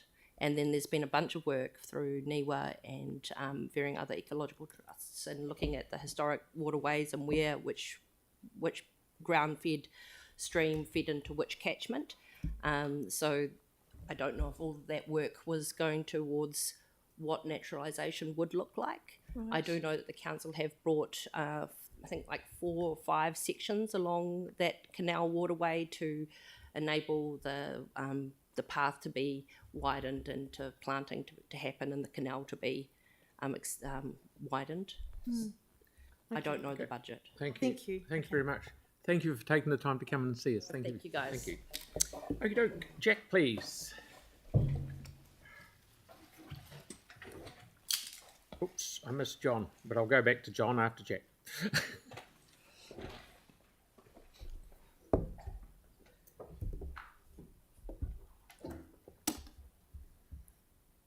Okay, kia ora everyone. So I'm Jack, I'm 20, I'm a student and I live in the northeast. So you've heard a lot so far, from poisoning children, responsible for death and divorce, to being behind secret plots designed by the UN. Some more down to earth simply have said that you just need to see your finances more like a household, where with ballooning debt and out of control spending, you need to focus on the must-haves, pay off debt, and then start looking at the nice-to-haves. Now, despite this being an incredibly rudimentary way of looking at council finance, where do you sit in this comparison? Typical advice is that a reasonable mortgage to buy a home is 3 times your annual income, although currently in Christchurch the average is 6.6 times. For your debt, it's 2 billion. That's a scary number, but your revenue is 1.4. So that means that's 1.4 times your annual income. On the household comparison, there's a tick. Take your credit rating. Standard & Poor's gives you a quite good AA. Therefore, this independent analysis also says you're doing quite well and can borrow at a low interest rate as well. What about must-haves? Well, this is also incredibly rudimentary. You are not a household of 5, you're a city of 400,000-ish. There are very diverse needs that some see as absolutely necessary and some see as frivolous. For myself, who takes the bus lanes, cycleways, good libraries with long operating hours are an absolute must and affect my life massively. By choosing to slash as currently proposed, you avoid an even higher rates rise. However, you will only be adding to our large infrastructure deficit that my generation will inevitably have to pay off through continually high rates rises, all whilst missing out on necessary infrastructure. So I first want to touch on the central city. This is your golden goose, and I worry you're about to kill it, or at least stunt its growth through a decade. The central city is the area with the highest land and capital values, therefore a very good return on rates versus the total land area, meaning that you get a good bang for buck investing in its infrastructure. Investing in the central city will result in more tourism, consumer spending, employment, residents, and it just so happens that you have targets to hit related to all of these. With this being said, a majority of the central city projects have been cut. This goes directly against your central city targets and lacks long-term fiscal prudence. This area is the most fiscally solvent, and with continued investment, that will only increase. This scale of cuts, I believe, is irresponsible. For example, Foodstuffs has held a large piece of land hostage on the corner of Salisbury Street and Manchester until the Salisbury Street two-way project is complete. Significantly, this area is a bit of a food desert, with few options by foot, which stunts potential commercial and residential growth. I firmly believe that projects such as this, as well as MCRs, cycle connections, local cycle routes and more, should not simply be cut and should instead use cheap, quick trials like Gloucester Street to get them done. For the Salisbury Street example, a lick of paint, traffic lights and a Rolliston Ave cycleway on both sides will get this done, and then possibly, hopefully, enable a new supermarket in the city where it is desperately needed. To help pay for this, you should reinstate central city development contributions and targeted rates, as homes and businesses will directly benefit from these projects. I also believe that the central city differential rate should be increased and surface level car parks should no longer be exempt. To reiterate, I ask you to keep the central city projects. Investing in the city will pay back dividends and is not just another suburb, it is your heart. Parking. So, Hagley Park parking fees, I think it's a shame that this is even in the LTP. Asking residents if it is okay to start charging to gain extra revenue just makes residents believe that this is just a revenue gathering tool. This is a very poor way of looking at parking charges. They should be used as a means of demand management, where if an area is at capacity, charges should be introduced in order to manage that demand. If it is done this way, then everyone wins. For those who really need a park, there should always be one there. For the council, there is increased revenue that should be ring-fenced to the local area to pay for parks, bus lanes, stops, and general public realm improvements. To conclude, a 13% rates rise is shocking, but it is the result of low rates rises year after year. Over the long term, some of you, or some that came before you, were elected on platforms of magical thinking. The thinking that you can provide low rates rises, better services, better infrastructure, little to no intensification, and a primary focus on cars. This is a path to insolvency and is irresponsible. Year after year, rises have been lower than what they should be, despite increasing expectations from residents and government. The chickens have truly come back to roost. Do not continue to make the same mistakes by only thinking about next October. Think long term, invest in active and public transport that will be affordable to residents and council, and expand the rate space in existing areas through intensification. Expand the use of parking charges, fines, development contributions, targeted rates, and lobby our new Transport and Local Government Minister, who seems all too keen on introducing new charges. This is the path to enable a financially solvent future and to avoid the headache you are dealing with today. Thank you. Thank you, Jack. Yeah, there's no time for questions, but thank you for coming in. Thank you. John, sorry, you were sitting so quietly up there, I missed you. Next time you want to sign on my fence at election time. Yes. Yeah. Right. My name's John Allen. I live on Cranford Street. Did I make a submission on the draft plan? Couldn't be bothered. What do I get from my council's $1,350 per quarter, or my $5,400 a year of rates bill that I'm getting? I've been getting flooding on Edgewood Road since 1963. A new motorway, dual carriage lane down Cranford Street with speeds clocked by police of traffic travelling at excess of 90k when coming off the motorway. Cyclists injured down the Cranford Street cycle lane and taken to hospital with concussion after reporting the previous Thursday to the community board that the safety order of the road when tabled was a draft. Then again swept under the carpet by staff when I said I wanted to have a talk with them. I'm getting congestion on Northcote Road and Main South Road outside the new Pack and Save, to the point that traffic takes 4 or 5 changes to get through the intersection. No ability to bring to the attention of council or misconduct of staff, or to be critical of councillors. A stadium on the road to nowhere with a $30 million roading shortfall. A councillor elected by 2,000 votes with the potential of 14,000 voters, when approached, cannot get a 10-minute park outside a shop on Cashel Street for his customers to shop. That the owner is now considering closing and thinks it's okay to spend $1 million on Gloucester Street because it's free money. Councillors that walk out because the staff are criticised for not doing their job by a submitter. I've been watching submissions from the community garage, and everybody's having their hand out, all right, stating the council must attract events to the city, but I find it incredulous that public money is put into private enterprise and is being spent on the public purse for their benefit. If I want investment in my private business that I own from the council, I don't get access to public money to subsidise my private business. What I do want, I want clean water, sewerage, rubbish collection, and a roading network that works for all road users. I've recently read a report from 1996 to 2000 saying the city needs to invest $160 million in water pipes and drainage. And this is a draft plan that's being addressed at the moment. It's completely inadequate. You need to retrench and focus on governments, not political ideology. In the year $2000, the pipes that then were expecting either $500 to $1,300 per metre. How on earth is this going to now be thrust upon the city? Where has the government been from the city CEOs of the last 24 years? These people have been highly paid to run and look after our infrastructure, to the point it's been so badly run down that it's almost criminal.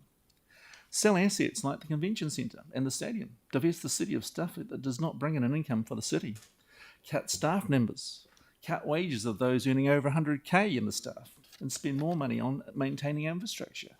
Allow the public to comment on public meetings when posted on YouTube, both the good and the bad. If you find it offensive, resign. We can have a by-election. Free speech at a public meeting is vital. And to the councillors that stayed and took the good with the bad when the lawyer Storm McVeigh criticised staff, resign. So to summarise on this, I'm from Generation X. I don't care about feelings. I don't care about if things are not politically correct. But what I do want is a low rates, and to the point where I think bring in commissioners, because you're not doing your jobs of governments. That's it. Okay, we've got time for Tyler, please, and then Aaron, and then that'll do. We've got. You there, mate? Yep. Kia ora, John. Thanks so much for that. I've just got a question around the levels of service, and in this, sorry, my assistant's talking in the background. I've got a question around levels of service, particularly with staff, and you're talking about consenting numbers in your submission. And I'm wondering, what would you do to increase the performance of council, particularly in that consenting area?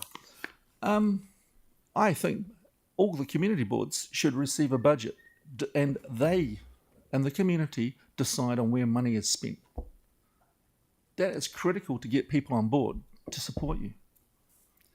When you have a mandate, then you have the right to govern.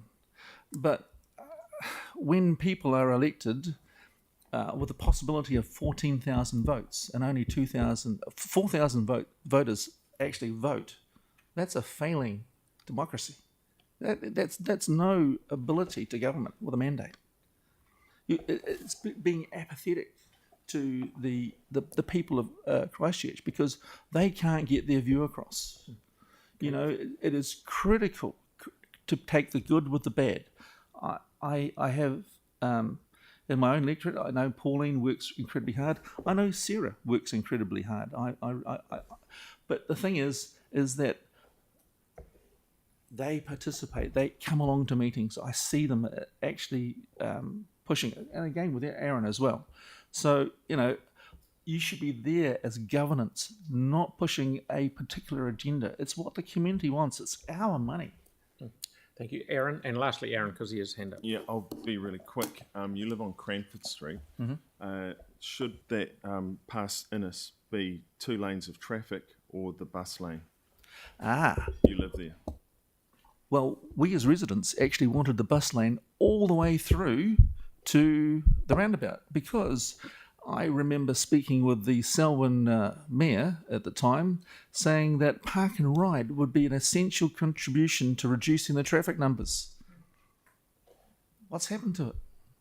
What we got is a bus lane that's not working. You want a bus lane that's actually all the way from Sherbourne Street at the intersection of Beeley Ave all the way to the roundabout. And it has a bus lane priority so that people in the Selwyn district can park and ride their cars and they don't have to bring them in the city. IMAC, yeah. IMAC, yeah, sorry. Brilliant, John. Thank you very much for making the time. No worries. Okay. Thank you. Thank you. Sandra. Oh, Sandy. That's me. Yeah. Good afternoon. My name is Sandy Bragg. I'm a ratepayer and I live in Bishopdale.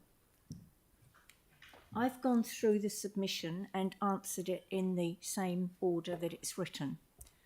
I do not believe that the council have got the balance right for what ratepayers and non-ratepayers need, and of greater importance, with what is affordable in the timeframes outlined in the consultation document for the draft LTP 2024 to 34. In my opinion, there should be no cost cutting in respect of our recreation and sports facilities, the 20 libraries and library services. All of these provide essential benefits, resources, education to old and young in our community. Moving on to the proposed increase in rates. Council claim that increases for residential, business and rural clients result from prudent, careful investigation of all facets, whereas I read reports of wasteful and premature spending. I urge the Council to revisit the parks and foreshore and heritage projects and the costings published. I have to carefully prioritise my spending to choose what I can and cannot afford. please show all ratepayers deserved respect and stop wasteful spending.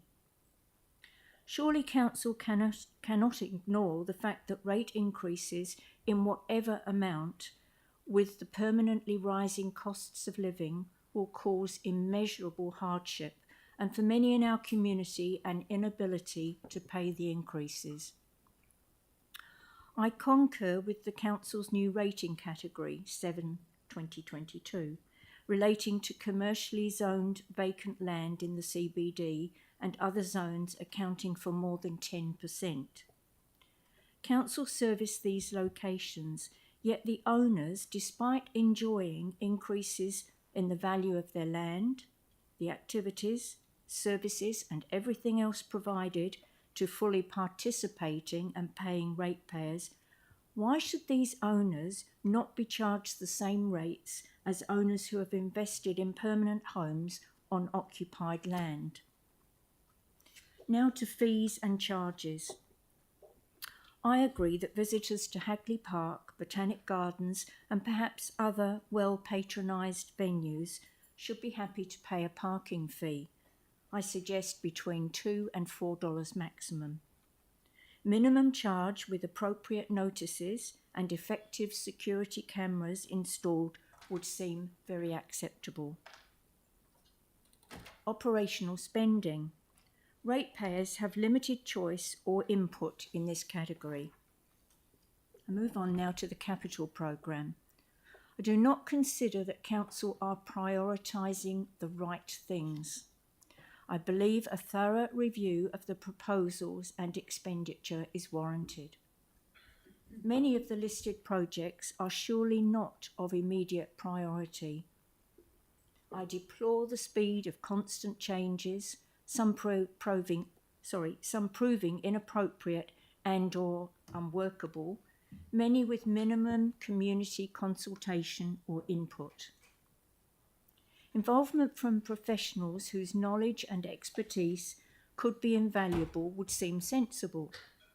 Existing practices cause distrust, lack of empowerment and unnecessary stress to ratepayers and others entitled to be considered. Additional opportunity and options to Council's main proposal. I support Council reducing or changing some of the services provided, reviewing grants funding and increasing or reducing fees for some services. Please do this with a constant focus on reducing rates increases. I am of the opinion that Council budgets are out of date or certainly do not match costings and realistic timeframes for identified projects. Please do not withhold crucial information from your ratepayers and forge ahead with pipeline dreams and projects and costings.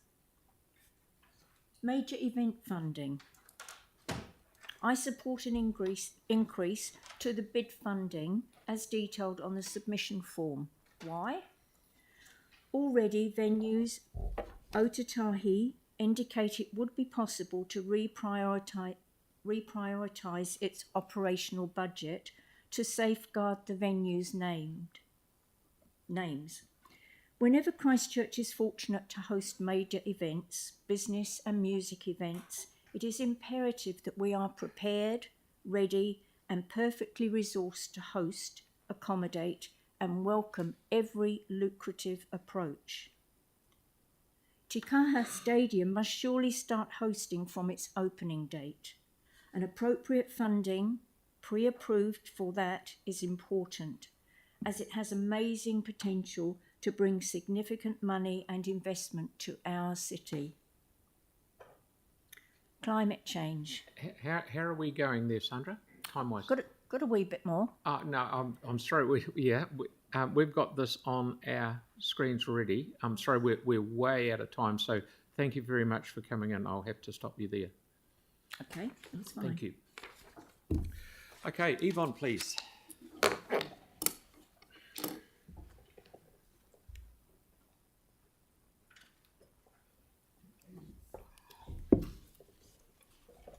Thanks, Aaron.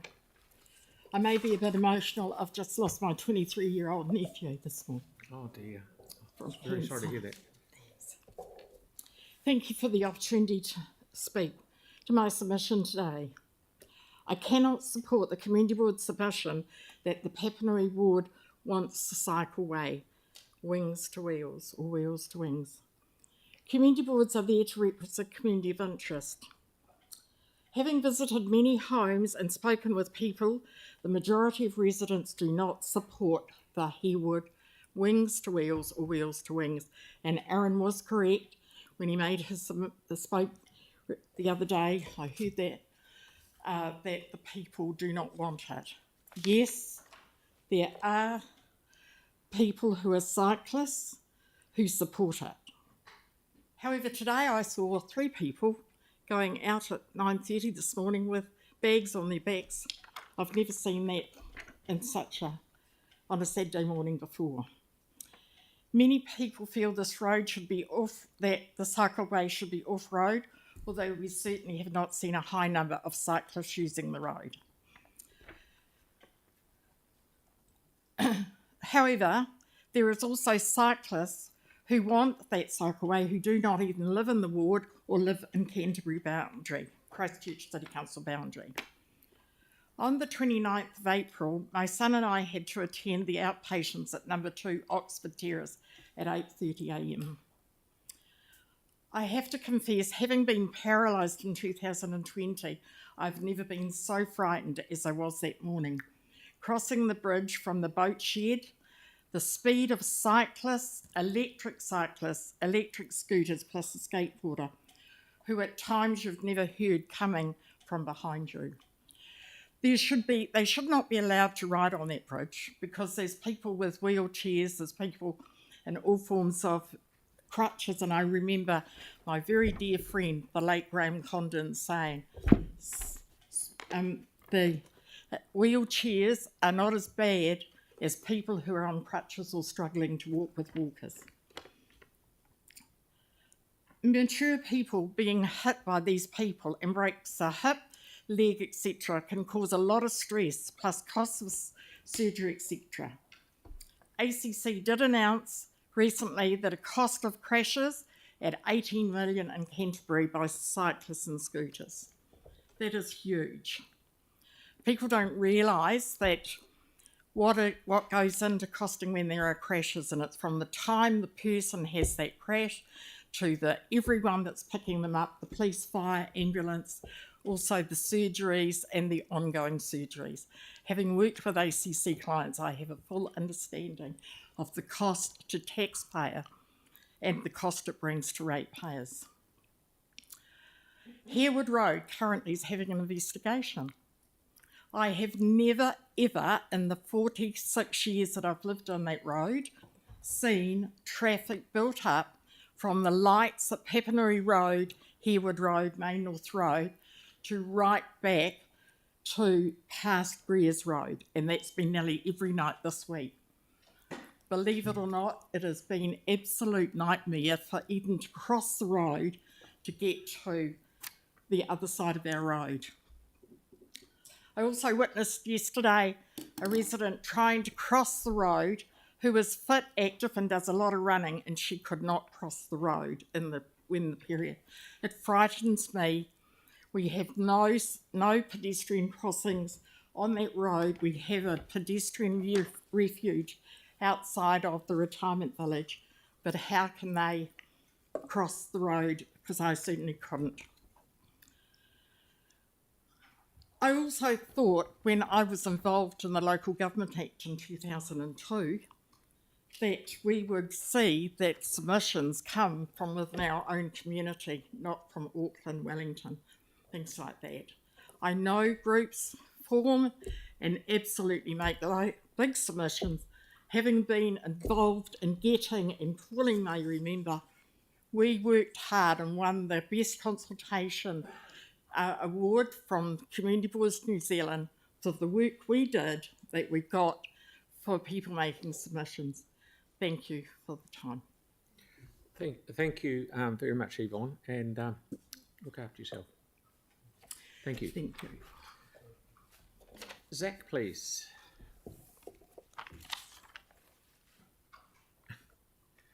All right. Yes.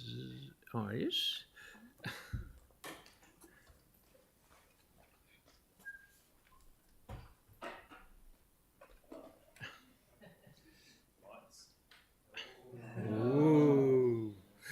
Pageantry, yeah.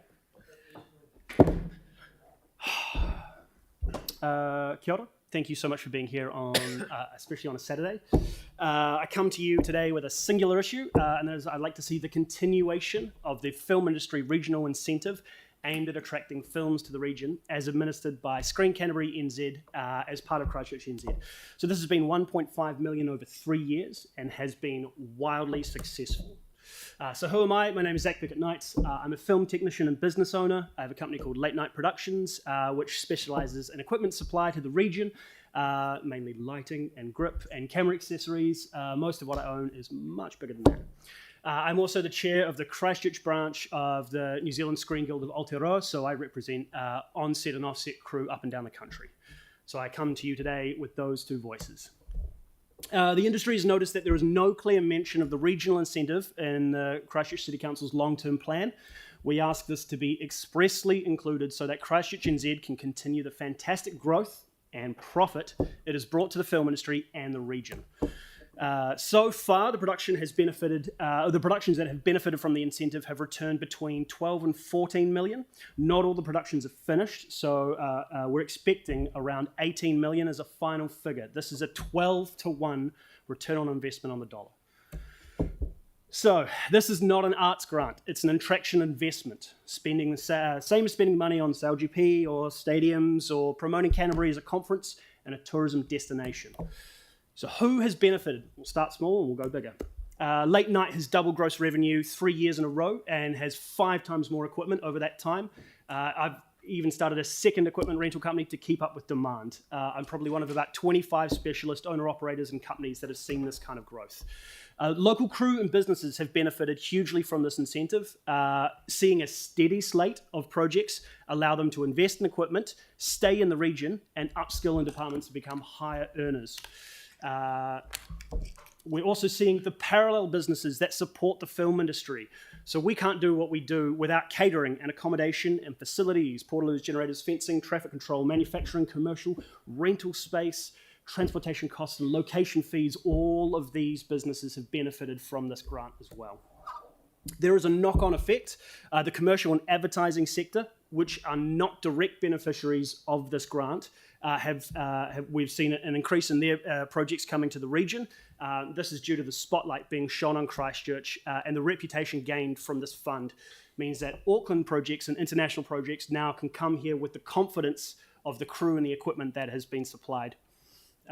So if you start factoring in that income to the region, which is not captured in that 12-to-1, it's obviously a little bit more than 18 million.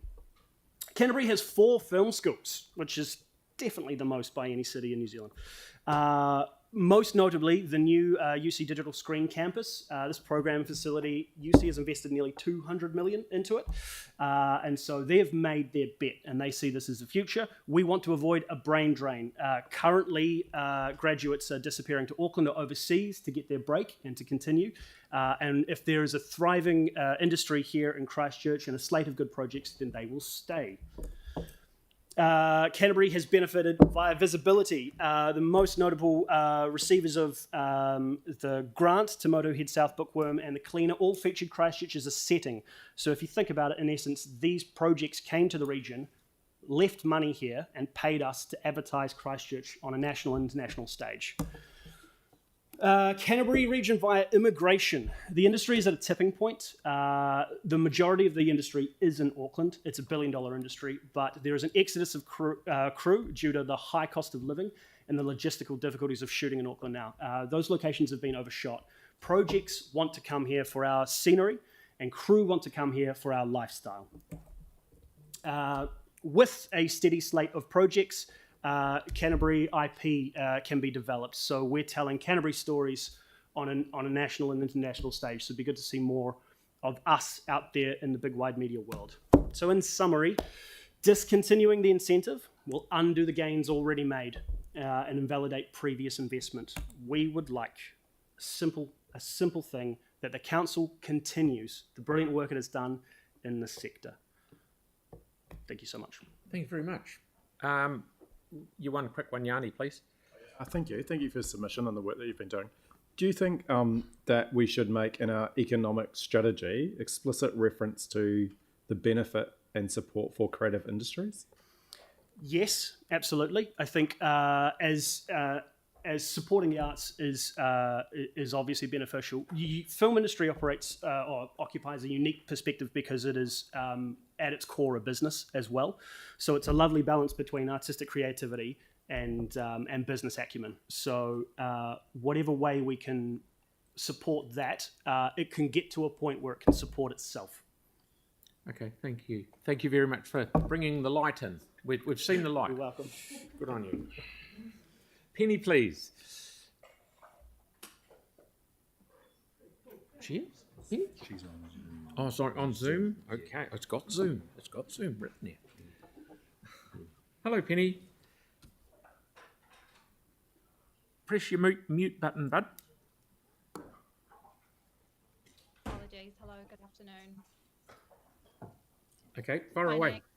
Thank you. My name is Penny Westwood. I'm taking the opportunity to speak to you today to ask Council to itemise the Screen Canterbury NZ production grant within their long-term plan. I am speaking to you as an individual contractor who really loves my job and wishes my career to thrive at home in Christchurch. This industry is my livelihood. So I have been actively working in the production department of screen industry for 10 years. During that time, I've worked across a variety of genres and in a variety of locations in New Zealand. Across 2022 and 2023, when the grant impacted our region greatly, I coordinated 3 of the large-scale productions. Now, I regrettably haven't been able to join you in person today as I had to make the tough decision to accept a contract in Auckland, leaving my home and family in Christchurch due to a forecasted empty slate in Canterbury through 2024, with the grant funding coming to an end. I can say with confidence, there's nothing like the community in Canterbury. We have a real asset and opportunity here, and I ask you not to look past that. According to the creative industries think tank, Olsberg SPI, and their international research on the screen industry, 60 to 70% of the spend on production is on non-production services. Your transport, your hospitality, your travel agents, your environmental services, local land and property owners, power supply, waste, construction, etc. And production visitors are high-value, long-stay visitors, especially when compared to tourism and major event visitors. Your tourism average stay, they say, is 1.5 days. Productions come in and set up for 3 to 9 months and utilise all of those services. It's important to note that a significant portion of each budget is spent on those vendors and suppliers and services, at times more so than the money allocated to on-screen creative activities. Regions benefit from this through increased spending, activities and employment. However, most councils in the country invest at a higher level in short-stay, low-value visitors while missing this opportunity to make a greater economic impact with their investment in the high-value film visitor segment. As a result of the Christchurch City Council's vision in setting up this grant and seizing an opportunity for a broad range of Christchurch local businesses, I understand that 3 other screen officers are scrambling to catch up and looking to establish their own regional incentives due to the nationally recognised success of ours. If other regions are successful, while the Screen Canterbury NZ's grant is disestablished, our local screen industry could fall further behind where we were before, and all that we've gained could be lost. Your initial investment of $1.5 million in our industry created a return of over $12 million. Those are pretty nice numbers. In New Zealand, majority of production activities happen in Auckland and Wellington, and at the moment filming in Christchurch is expensive.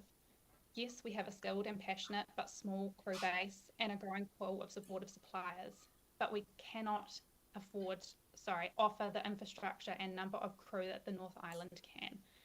Without the incentive, productions just won't come, and our crew and local supply companies, your citizens, will miss out on work, business and upskilling opportunities. I note a section in the draft LTP which addresses the value events and business brings to life the city by defining Christchurch as a destination, stimulating economic activity and raising our city's profile nationally and internationally.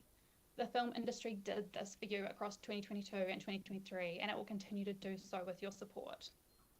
The Screen Canterbury NZ production grant provides a critical pathway and incentivises people to stay in Christchurch, live, work and play to grow our ecosystem and city, support locals to stay put, not having to accept work elsewhere like I have, and encourage and entice other creatives to come to our region.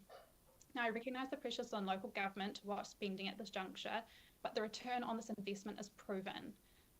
I applaud and thank you deeply for the success we experienced from your granting the development of our industry between 2022 and 2023, and I ask that you support this to continue. I believe it is incredibly important that the money for the Canterbury Screen Production Grant is retained and itemised within the Council's long-term plan, as it has proven benefit to our economy. It's been a privilege to be allowed the time to speak today. Thank you for your time over a weekend, and thank you for your consideration. Thank you, Penny. We've got time for one question from Tim. Hi, Penny. My name's Tim Scandrett. I'm the councillor for Cashmere in the south of Christchurch with the hills. Lovely spot. With regards to the 1.5 million which we've invested through CNZ, which is ratepayers' money, you wouldn't have an issue if we said to CNZ, there are some priority areas which we believe are stimulating not only our financial economy but our intellectual economy as well. So we could direct them to ensure that this budget stays online. You wouldn't have an issue with that? No. Thank you. Thank you. Thank you, Penny. Thank you very much for your time. Thank you. Truly. Samantha, please.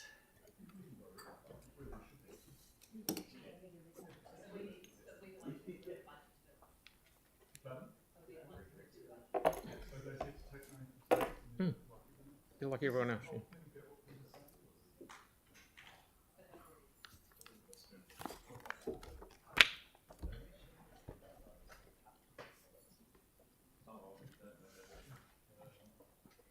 Hello and welcome. Kia ora koutou. My name is Sam Dryden. I come to you as a lifelong resident of Ōtautahi Christchurch, as a third year student studying environmental and water management out at Lincoln, as a young person of the city who intends to stick around for the near future. So I read the multiple page consultation document that is the draft long-term plan, and of that I took away one sentence, and that was, quote, it is unlikely that we will reach our emissions reductions target as a council or as a city, given our current level of investment. I was in disbelief. I was shocked. What is the point in writing a plan and making emissions reductions targets if we don't intend to reach them?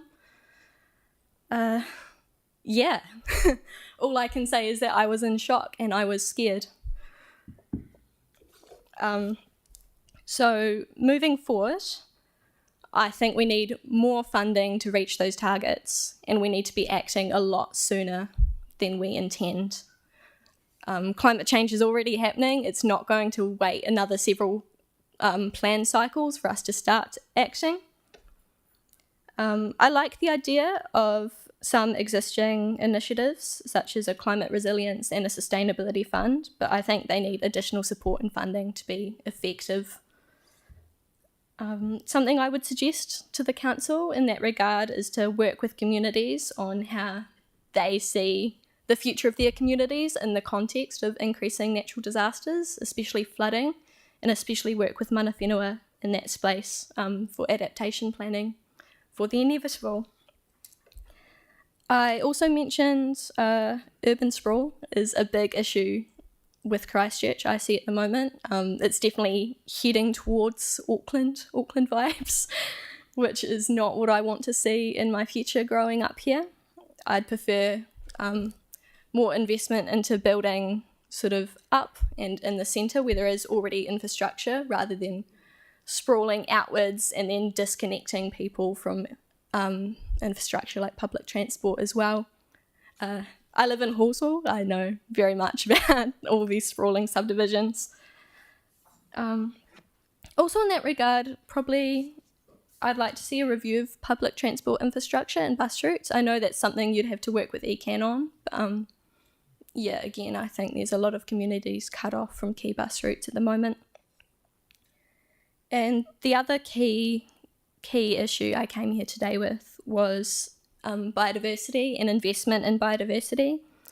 Again, there were a lot of good ideas in the long-term plan, but there wasn't enough investment and there wasn't enough plan to do it soon. I like the biodiversity and community partnership funds, but again, more investment to actually be effective. And my main takeaway for that would be support community groups.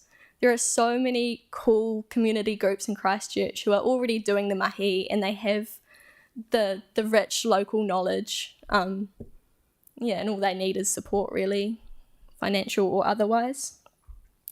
A couple more points. Rangatahi engagement is something that's really, really important to me. I feel like a lot of young people, they feel the need to come into council space to have a say, which is terrifying as a young person who's never really been there before. You're doing good. Thank you.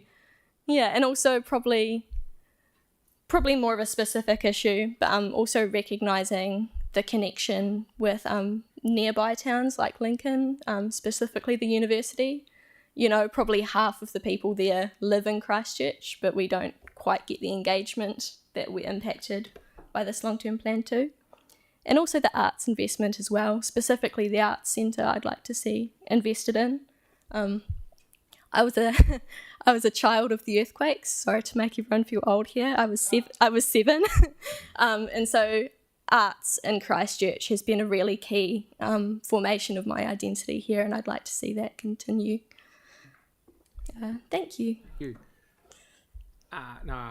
Andre had his hand up just before you, Aaron. Thank you very much. Are you able to touch on how we can make young people feel more welcome to come and speak to us face to face? What can we do? That is an option. Honestly, I think it would be more coming into our spaces than asking young people to come here, sort of schools, universities, youth spaces. Yeah, and also to dial down the technical language a bit. Yeah. Yeah, good response. Thank you very much for making the effort. Brilliant. Thank you. Thank you. Is Greg here, please? Very good. It's not just scary for young people either. And I totally support what she said. Afternoon, thank you for working on your weekend. It's a really important thing with this long-term plan, and obviously the number of submissions that have come in indicate that we as residents of the city do care about our city and we want better outcomes for everybody.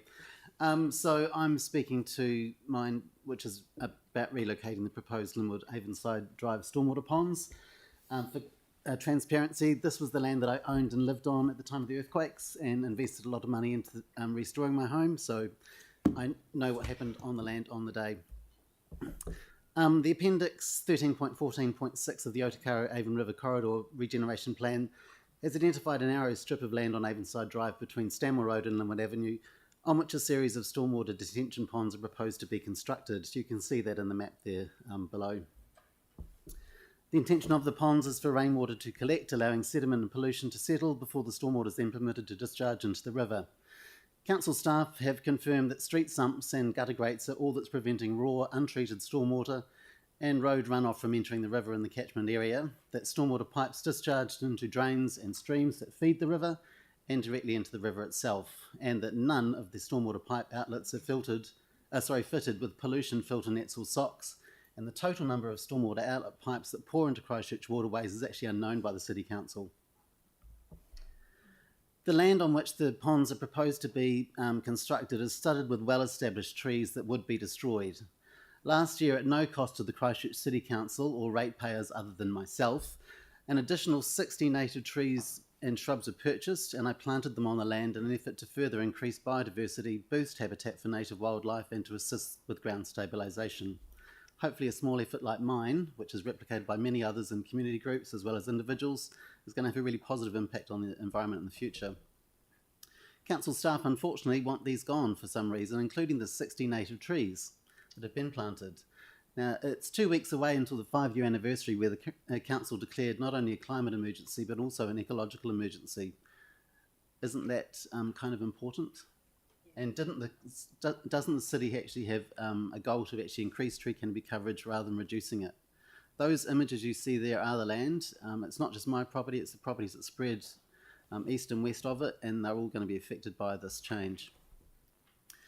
The map you see there is one that was commissioned by the City Council, prepared by Tonkin Taylor. It's known as the Liquefaction Vulnerability Map, and it follows national liquefaction guidance. The darker orange area has been identified as being of high liquefaction vulnerability risk, and therefore increased likelihood and severity of ground damage in a seismic event. Why would you want to build ponds on land that is going to be damaged in an earthquake?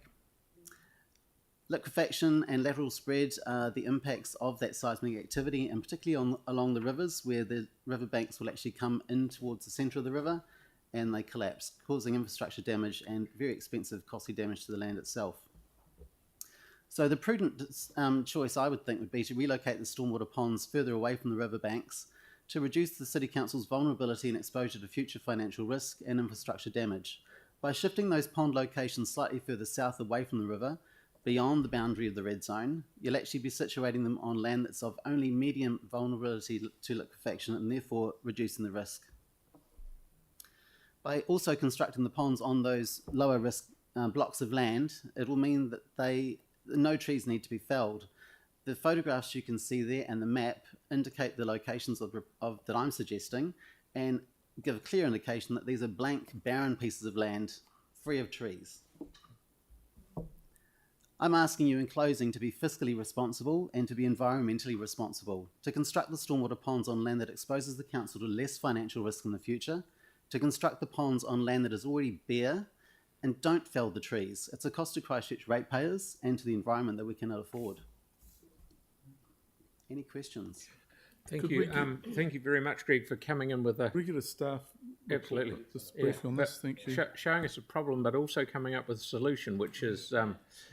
It just seems like a no-brainer. I know the Otakara Avon River regen plan is bounded by the red zone boundary itself, but for council staff to not look at it from a helicopter perspective and go, well, actually, is it the best land to build these ponds on, given the fact that the council's got its own liquefaction risk map that you guys have commissioned?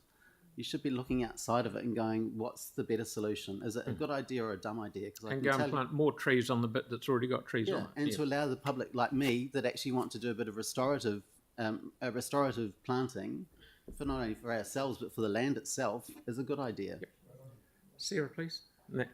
Thanks for that, Greg. I'm just wondering, the three sites that you've identified, do you know what their current uses are? I know that you've said that they're sort of barren pieces of land with no trees. Are they currently sports parks? No. One was the Linwood Bowling Green, like bowls, that disestablished post-earthquake and is owned by the council as far as I know.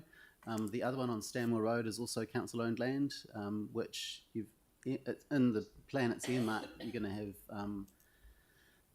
housing go on, which again I think is a really dumb idea because that section of Stanmore Road actually collapsed, and having been red zoned and orange zoned for a year prior to going red zoned, having a governing body saying we're going to put people living on this land that is highly vulnerable to major catastrophic risk when the Alpine fault ruptures or any other faults that we sit on rupture is a really bad idea. So it's all council-owned land as far as I'm aware. Thank you, Greg. Well done. Thank you very much.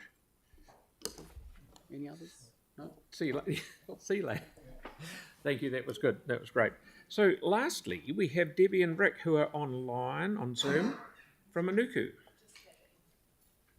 Kia ora koutou, ko Debbie te kautaku ingoa. I have to apologise. Rick is unable to attend. He has other travel commitments which he can't get out of.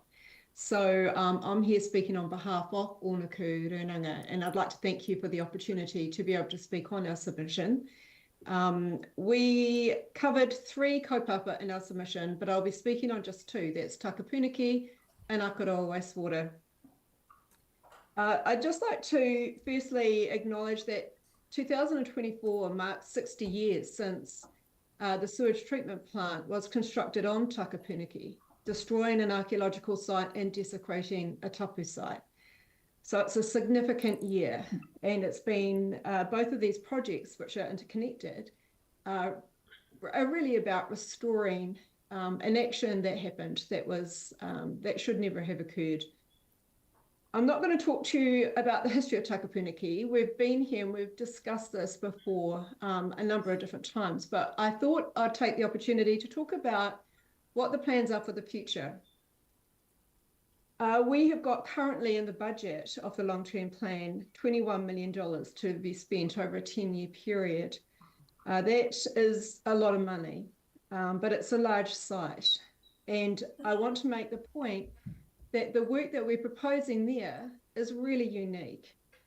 We're trying to shape something that will be a unique expression of Te Ao Māori, a unique expression of this incredible story, and to represent really our partnership and our, I suppose, our heritage as a nation.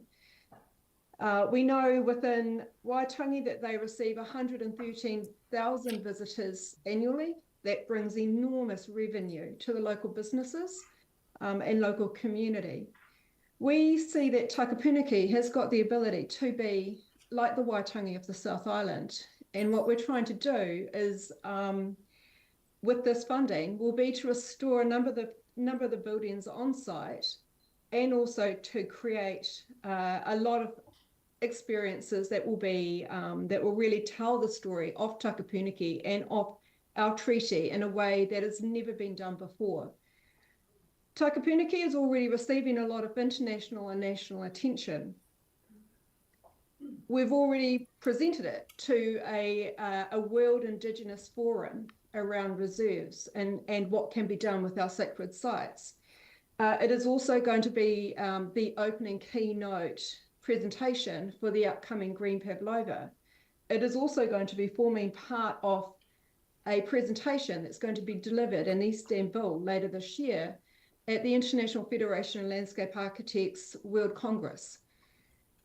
And as you probably are also aware, it's currently forming part of an exhibition in Akaroa Museum right now. So the story is extraordinary, but what I suppose I just wanted to make the point that it's not just about us. We wanted to do something and create something that's going to be of enormous benefit to the community of Akaroa and also Ōtautahi.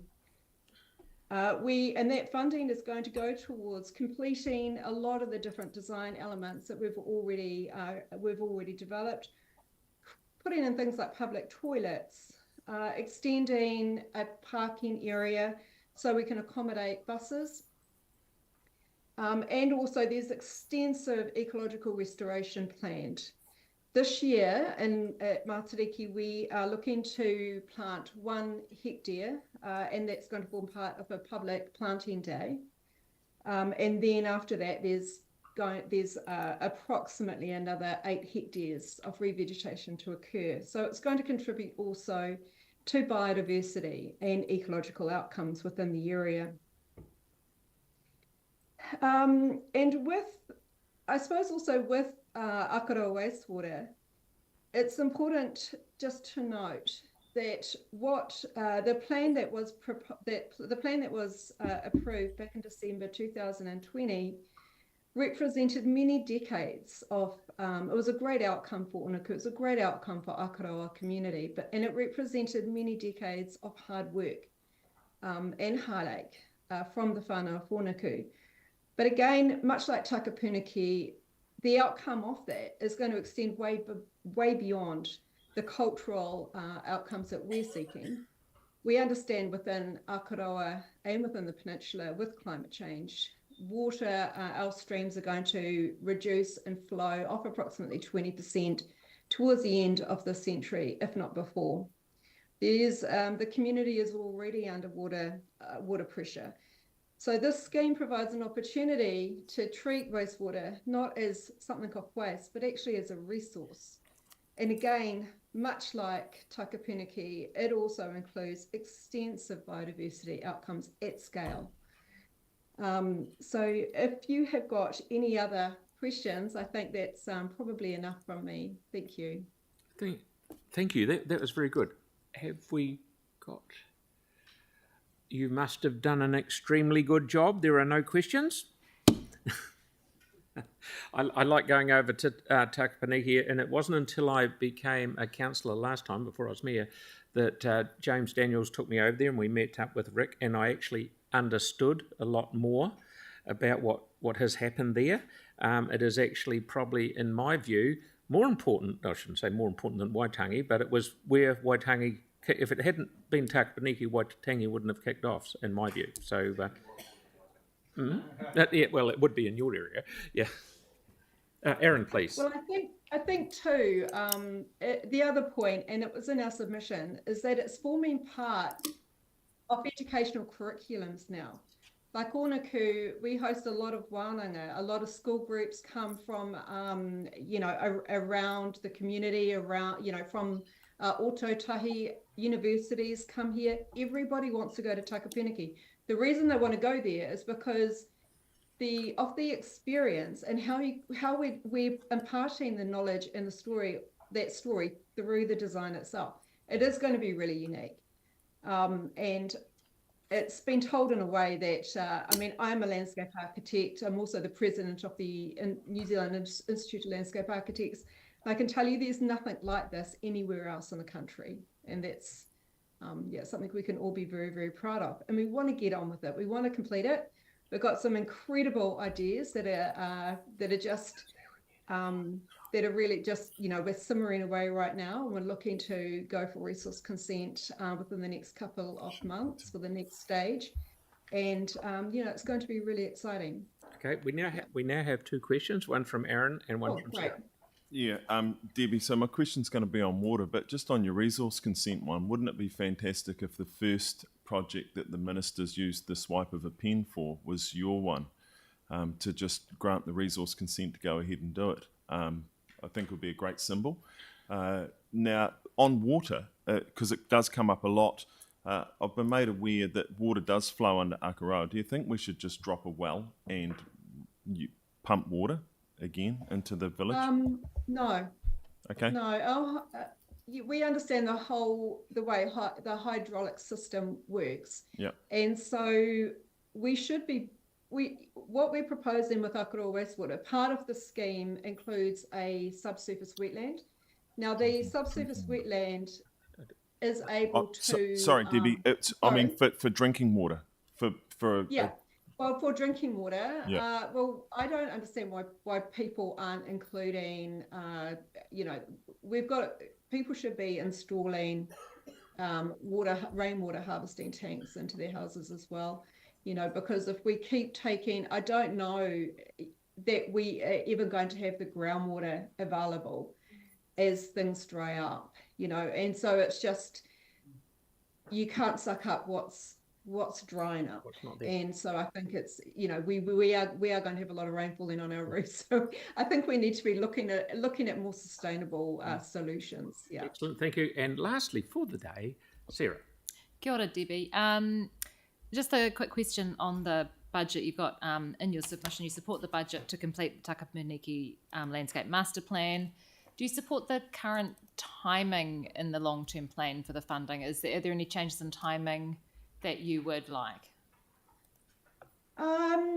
So we are looking, that funding is looking at being spent largely towards the end of that 10 years. And I have to say, because we are putting so much effort into each little bit of that reserve, I think that's probably okay. We are looking, the next stage that we're looking at is to complete the next two takarangi within the Greens Park Reserve area and a whole lot of interconnecting paths. So, and also we're looking to construct a small car park near the Red House. So that's going to be the next stage. That's not, radically expensive. A lot of the funding, a lot of that 21 million is going to, we're looking to restore the barracks and turn them into like an information centre. That's going to be costly, as well as a top car park. The main car park is going to be costly. So there's a number of items there that there's still a lot of work to be done, and we know how long it takes to plan and to think about these things. The design for the top car park is actually complete. but not consented or detailed. So there's still more work to be done. So it could be that that we do move some of that funding forward, but at the moment, our focus is completing the Greens Park side, because that's going to be, we believe that's the component that kind of attracts the most people. And then we've got a complete set sort of network of paths that people can enjoy. That's great. Thanks so much. Thank you very much. Thank you so much for your submission. Thank you. No trouble at all. Thank you for the time. Okie dokie, everyone. Kia ora. 9:30 Monday. Don't be late.